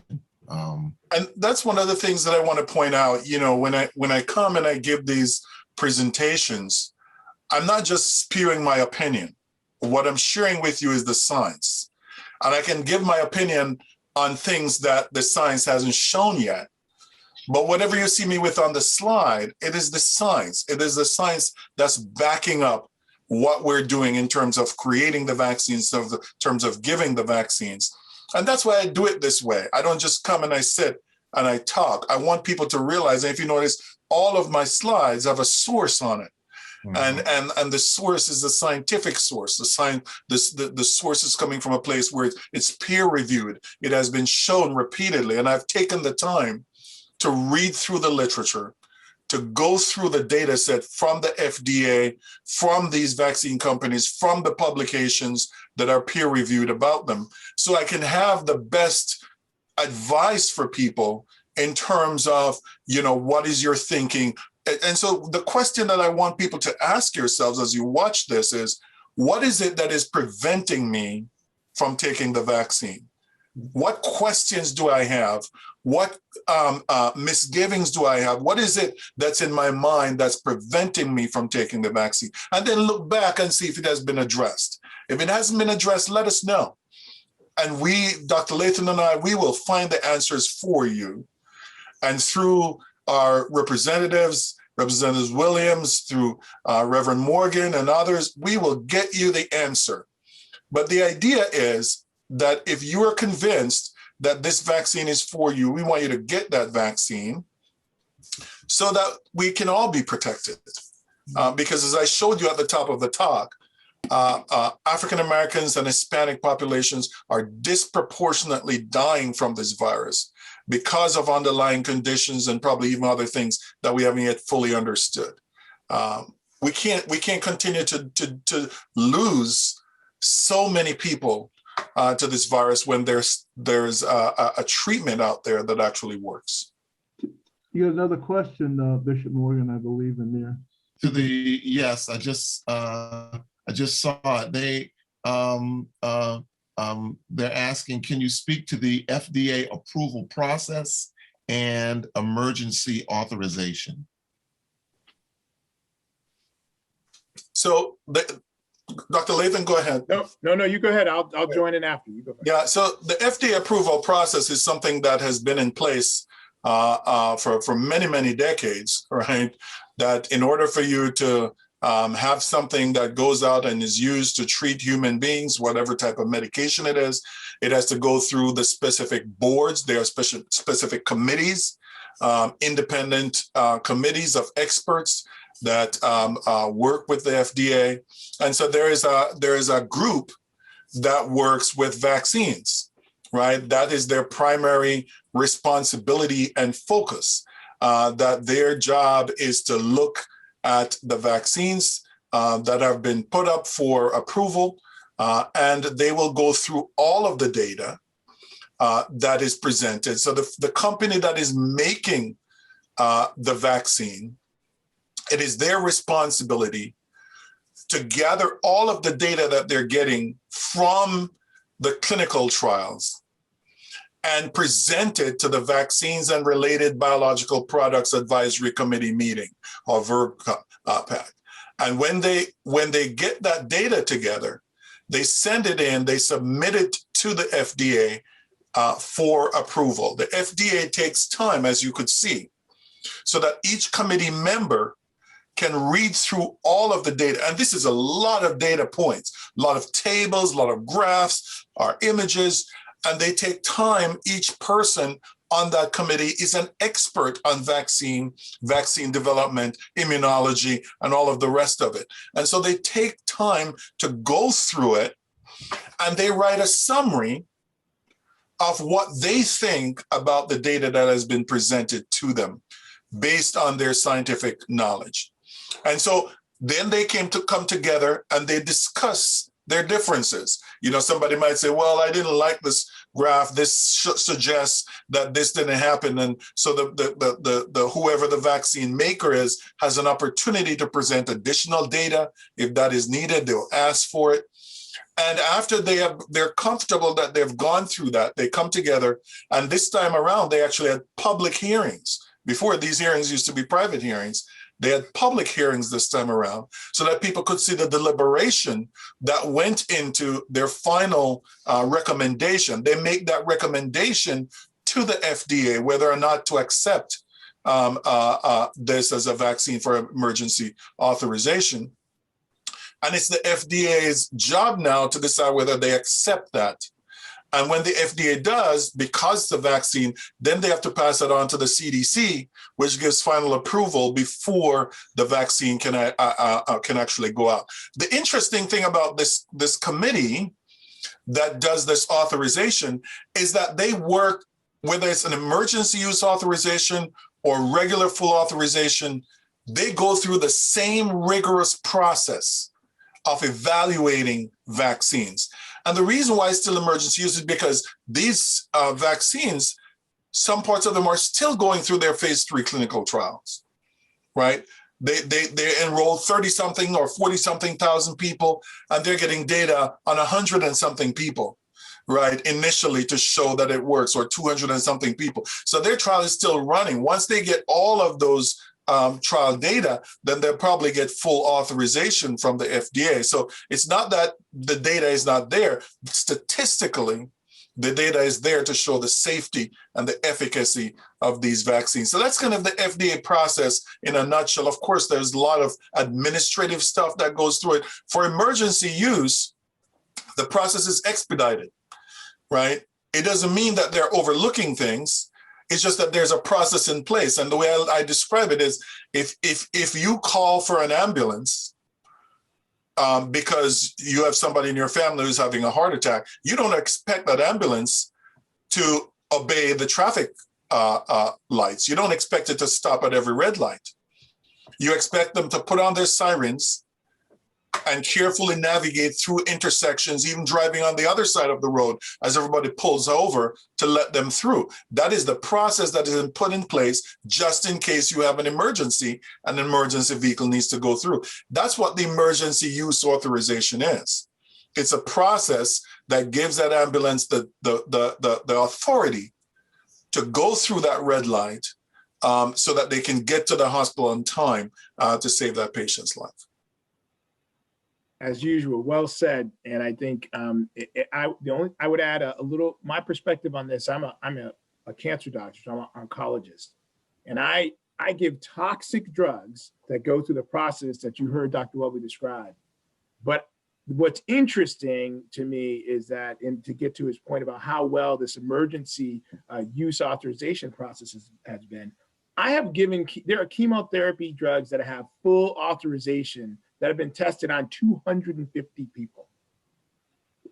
These vaccines have been tested on thousands and thousands of people. My point is that the data on this, even in the emergency use section, is really good. It's just that normally we'd have to wait for some, as you heard, some statistical things to make sure, have we met all of our time points? Have we had enough events for this to be statistically relevant? In this case, they just wanted to look at efficacy, and they did such a great, and all the other time points, but they didn't have such a high hurdle.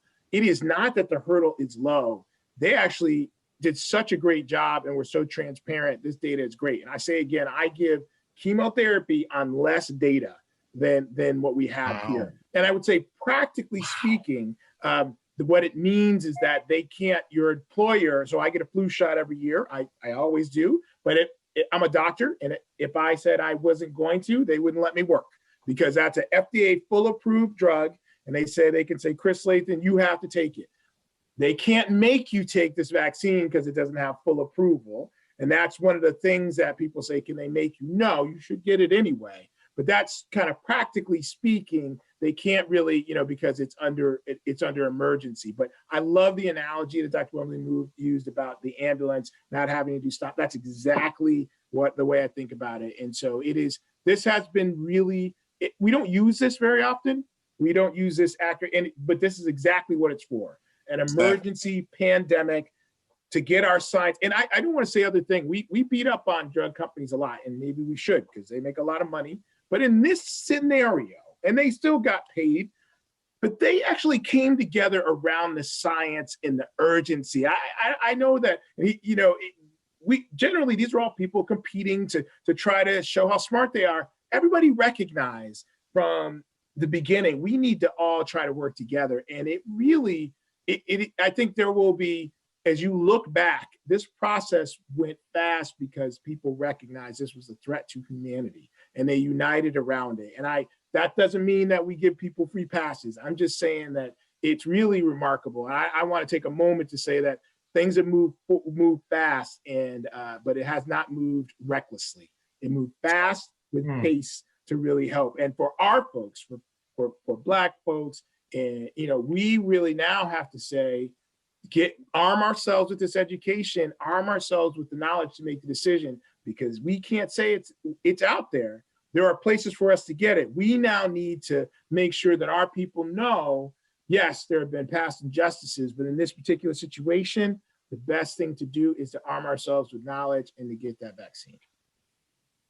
Agreed. Well said. That's important. That's good. Are there? I have. Yeah, go ahead. Just had a couple people talked about antibodies, and they said they went to the doctor, and they did the blood test, and they asked them to look for antibodies, and it seems to be that a lot of people have antibodies. What does that mean? It means that a lot of people have been exposed to the virus and don't know it. You know, that the outbreak is more widespread. And we've known this for a while. You know, we've known this for quite a while, that there are a lot of people, because of the nature of this virus, there are people who have been exposed to it, showed no symptoms or mild symptoms that they mistook for something else, and just didn't realize that they've been exposed to this virus. It doesn't mean that they're protected. Because, see, the thing about the immune system is so nuanced. That's why so many people run into trouble when they try to explain immunology, because the immune system is a very new science, so to speak, in terms of understanding biology and physiology and stuff. The immune system, understanding of the immune system, is one of the newer areas of science in that. And we're still trying to figure out a lot of areas of it. But what we do know is that the way my immune system respond to a microbe is going to be very different from the way yours do. And it has to do with age. It has to do with gender. You know, believe it or not, females typically have better immune responses than males do. You know, this is a known fact, you know, and so these types of immune responses are very different. Here's the thing. We want our bodies to make antibodies, these Y-shaped proteins. Antibodies are the cheap ammunition of the immune system. In a war, they'll be like bullets, right? But the immune system also has the heavy guns, you know, they have the rocket launchers and all of that. These are some T cells that you have in the body. So the antibodies are not the only thing going after the virus. You have other parts of the immune system that's going after it. But when the body sees a microbe like a virus, it doesn't see this tiny thing that I just showed you. But the immune system, this virus looks like a 10-story building with windows and ledges and doors. And it's making antibodies against all of those. Some parts of it is making more antibodies to it than others. Right? And so you have to think about that. It's what we call a polyclonal response. If you have a mild response to the disease, it is very likely that you have very few antibodies against it. Moreover, you probably have even fewer against the thing that you need to have more antibodies against, which is the spike protein. Because you see, all of those windows and ledges and doors, they might be important, but the most important one is that big front door. That big double door, the spike protein, because that is what the virus uses to get inside of our cells. So you want most of your antibodies, or a substantial amount of your antibodies, to be made against that spike protein. In typical infections, the spike protein is not prioritized, right, by the immune system. So when you give a vaccine, you actually tell the immune system to prioritize, because it doesn't know that there's any other part of the virus. All it knows is that you show me the spike protein. The spike protein doesn't belong to the body, so I'm making a response against them. Because you give so many copies of it, the greater the number of copies up to a certain level, the more antibodies that are made. And so for somebody who have these antibodies, Representative Williams, walking around with, when they're testing, many times the tests are not testing for spike protein or neutralizing antibodies, just testing for COVID-19 antibodies, period. So you could have COVID-19 antibodies, but have little to no neutralizing antibodies, which means that you're not protected. You can get infected again. The other thing is, what they're seeing in Brazil now is what kind of caused concerns for immunologists and microbiologists, because they're seeing people who already got infected with the original strain now getting the P.1 strain from there, right? So these people are getting reinfected now, even though they had previously gotten infected.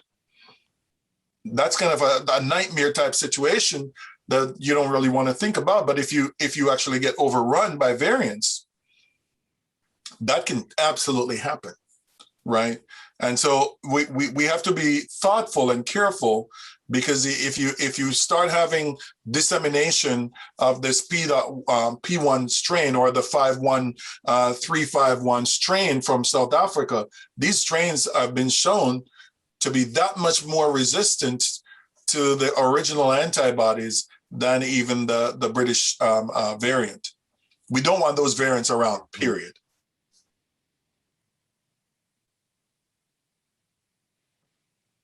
I see Dr. Latham shaking his head. Yeah. No, yeah, I mean, there's nothing much else to add there. He said it perfectly. I would say that, the way that we should approach this is that's one of the reasons the urgency is to vaccinate now and get, the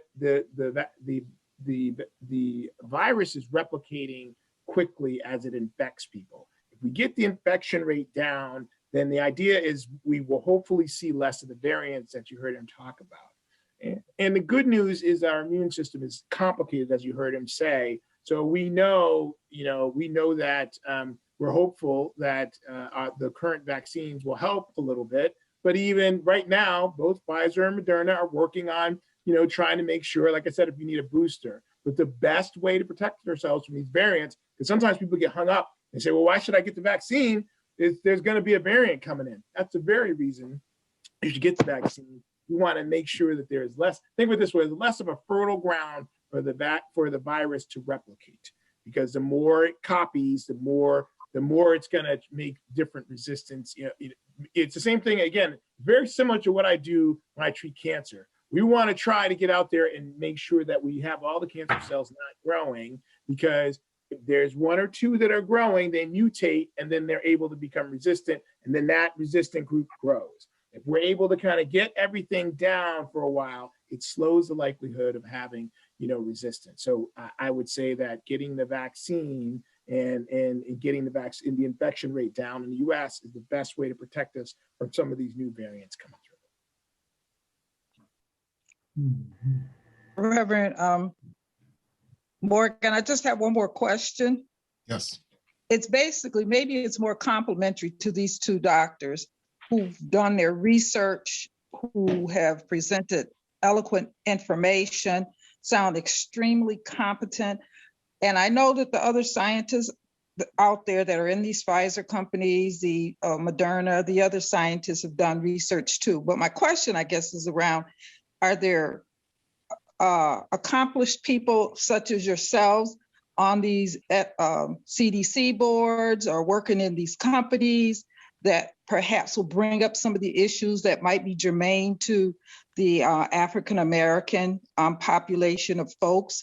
And have either of you had any input with the development or contact with CDC? Because I know there's a level of trust when African-Americans see people that look like them who are well-educated and can share the science behind this. I think it increases the level of confidence. Yeah, so I haven't had any contact with developing these vaccines. I have this knowledge because, again, that's how I'm trained. I'm trained as a microbiologist and an immunologist. So this is my language. This is what I speak. So when I see the data, it either makes sense to me or it doesn't make sense to me, but I understand it. However, you ask a very relevant question. I think in this effort, we, as the African-American population, we have a lot to be proud of. I mentioned in my presentation, Kizzmekia Corbett. This is a young woman who was born in South Carolina, who as a high school student got the opportunity to do some research at the University of Maryland, and has been working on coronavirus vaccines for the past 6 years. She literally is the one who tested and got the Moderna vaccine to get into people's arms. She's an African-American young woman who is very young, like 30 little bit years old, right? Mm-hmm. So this is a point of pride. And I think we haven't taken time to actually read about this and to see it, but there have been specials about her. Dr. Fauci has written about her, and she has been named one of Time's 100 most important people of the year because of this work that she's done. And when you look at other people who have been in the process of helping with COVID-19, there have been a lot of people representing our race, our ethnicity, who have been doing remarkable work in that arena. So we can be proud of this. But here's the part that gives me a sense of comfort where these vaccines are concerned, where the research is concerned. There's never been a time or any other pandemic where the information coming out has been so scrutinized. You know, I'm a part of groups on Twitter and on Facebook, and every single publication, every single new information that comes out on this virus, we discuss it. In other words, we're peer reviewing it in an ad hoc manner as scientists across the world, people who I will never meet face to face probably in my lifetime. And this young woman who I talked about, I follow her on Twitter. I see her feed. She's going around to churches and groups and giving the same sort of presentations that we're doing here today, because she understands the fundamentals of working on this. And one of the things that she said, as an African-American woman, I would never be a part of something that I would put out there that would hurt African-Americans. That's that brings a level of comfort, just hearing that. Now, how do you spell her name, or I can go back? I'm gonna put your link in there. Out there. Yeah, I'm gonna put a link in there for you. Yes, but I think that you two are just sharing information, and you're bringing a lot of this to the forefront. I'm sure there are people who've not heard of this doctor or heard about the research who would love to hear more about that. So it takes people like you and Dr. Latham to just share information, imparting information. Information is knowledge. So I thank both of you for that. You're welcome. You're welcome. And I just want to give look, Dr. Webley put together that talk, and I know how long it took him to get that talk together with that data. And he has been so gracious, not just with his time here, but that talk again, to have it go deep, but to be wide enough is really a tricky thing. And he's obviously a skilled scientist and a skilled educator. I am just a clinician. I don't have any extra special. I've never been, working with CDC. I am lucky enough because of where the Dana-Farber is at Harvard Medical School, where I have been able to be at the table when the Dana-Farber says we're rolling out our vaccine, and I would raise my hand, and they said, well, we're going to do it through email to the gateway, and I said, well, that's not necessarily going to reach, folks. Not, I'm thinking about Black folks, but even like any working folks in general, and I put it to them that way, and many times I'm the only Black man in the room, or have to speak for some of my Latino colleagues who said, hey, this isn't in Spanish. How am I supposed, and so just to kind of, my job, even though I am an oncologist, we are all in this together. And so I do try to, when I'm in those rooms and there's few of us in there, to speak for those who don't have voice, and to also be present so that people can know that they can be a scientist, they could be a clinician, they could be a nurse, they could be anything. So I'm glad, I appreciate your question and comment, and it's always my pleasure to serve my community. So I have a quick question.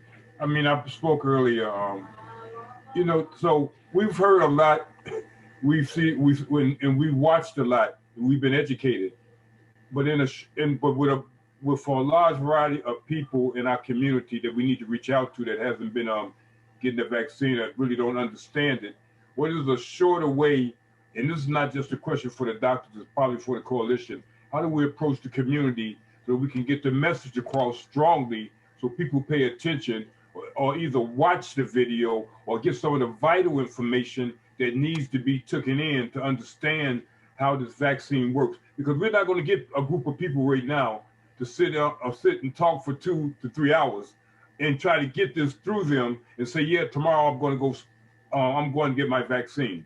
Now, we do hear all the jargon all over the news, but as a group that we're trying to make a change, we're trying to educate our community, is there a shorter way, or is there a message that we probably need to think about to get this message out to the community, and so they can pay attention to it, and it won't be too hard for them or difficult for them to understand what they should look for and understand what's most important to them about taking the vaccine, and understanding the myths and the facts that we can show on a shorter note?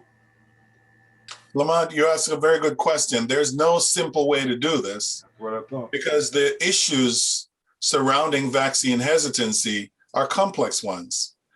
And I think, we can start off, I think, by having our state do what they've been doing in a more focused way, putting out short PSAs that are varied, that goes to the very heart of the hesitancy.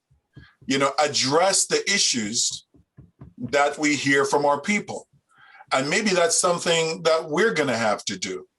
Maybe that's something that the coalition is going to have to take on, to put together short PSAs that say, hey, here is why we know that there's no microchip in your vaccines. Here is the evidence that we have gone off that we can tell you certainly that this vaccine is not going to kill you. Here is why we can be confident that your DNA is not going to be changed. Targeted. But outside of that, it's going to be an each one, reach one type of thing, where when you meet upon somebody who has some vaccine hesitancy, you point them to the information that they need, because you might not get 300 people coming and watching a 2-hour video. But if there's one person who truly just wants to get over that hesitancy and fear, they will watch enough of it and get enough information to convince them that their fears are either unfounded or that they can be confident in what they're getting. So I think it has to be systematic. It has to be ongoing. We have to be patient. This stuff, the place where we find ourselves now as a race, we didn't get there overnight. The hesitancy that people feel, they didn't acquire that overnight. They didn't acquire that because COVID came around. They've had this for a long time. And there's a lot of misinformation out there. Just this week, the report was issued that the Russians are actually pushing the misinformation coming from the anti-vax groups in this country, that they have so much material to work with because we have such an active anti-vax movement in the US, and the Russians have thrown money at it. So they're trying to discredit the Pfizer and the Moderna vaccine. Why? Because they have a vaccine called Sputnik 5 that they're trying to push, right? And their long-term goal is for people to believe that the vaccines that we currently have are not safe and they're not good, so that they can sell their vaccine on the other side. Mm-hmm. So there's a lot going on here that the regular person walking down the street and going to their job might not immediately recognize. And that is why we have to put a lot of effort behind this. And that's why I really do admire Reverend Morgan and Representative Williams and the others who have really put this as a priority, because that's how you get to the people among. Mm-hmm. I agree, Lamont. I think what I have found is anywhere I can go on the small level where I'm just talking to folks one-on-one, and bigger levels where we could talk about a bigger forum. This is what I know about our folks, right? You can't tell grown folks exactly what to do. And if you come at somebody hard sometimes with all the facts, just the facts, they give you this. But if you listen first and say, well, tell me what your concern is. Let me hear what it is that you're worried about. And then we slowly have a conversation, right? Then that might get, all I'm trying to get somebody is to go from no to, oh, I didn't think about it that way. Let me think about it. And then they go look at things on their own. And then for folks who are closer, you say, no, you should definitely go. Because sometimes when you come hard at somebody, you say, you better go get that vaccine. And they say, yeah, nah, doc, I'm not listening to you. But what I've told my patients is, I got it. I would tell my family to get it. Ask me, tell me what your concerns are. And then you can kind of go through that. So you have to do it on multiple levels. I think Reverend Hendricks will probably have the last question. Reverend Hendricks? Yeah, the question that I have and that I've been getting from the majority of my community people and leaders is the fact of having and taking the vaccine and not being able and not knowing how is this going to help in the way of me communicating and in gatherings. see, that is the big question and the big answer for all of us to sort of like answer that question that people have on their mind. My constituents and my members or congregation is wondering, well, can I still go out into a crowd and not be able to be affected? I done had the vaccine. I rushed and did this. I had my second one. I told my congregation that was my second one. So I feel pretty comfortable, but I feel pretty confident about it. But I can't answer that question.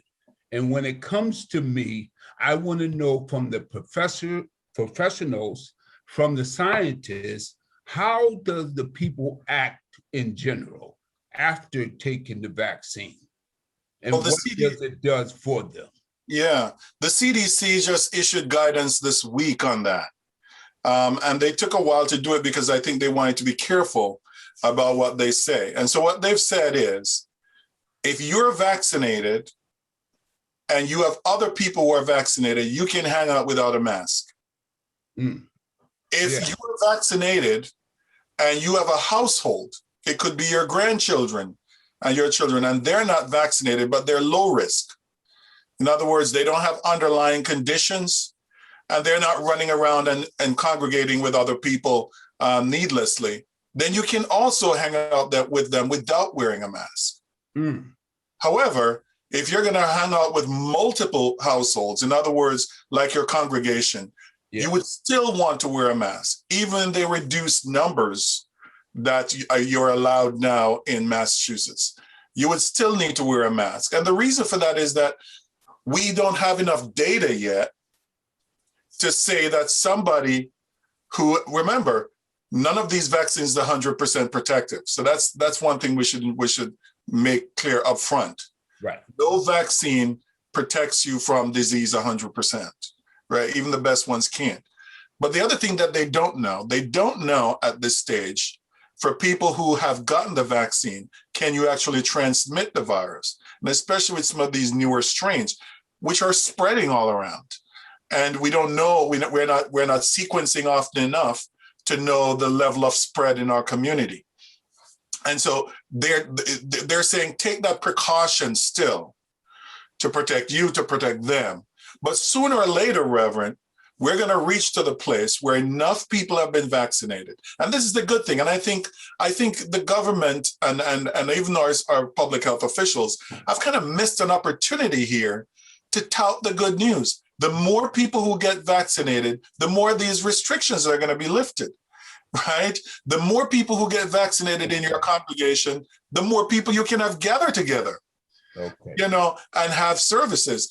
And as soon as we reach a place where enough people in the population have been vaccinated to give herd immunity, somewhere around 75 to 80%, and that's going to vary from one community to the next. And that's why it's really important that the African-American community get to the place where we are getting vaccinated. Otherwise, other communities are going to be able to hang out without masks, and we won't be able to, because we won't have that 75 to 80% to have herd immunity within our communities. So herd immunity is not going to be a national herd immunity where everybody will have herd immunity. That's going to vary from one place to the next, depending on how many people in that locale are vaccinated. When you reach that stage, then people are going to be able to walk around comfortably, go to your grocery store without wearing a mask. And that's what we're hoping will happen by the time the fall comes around.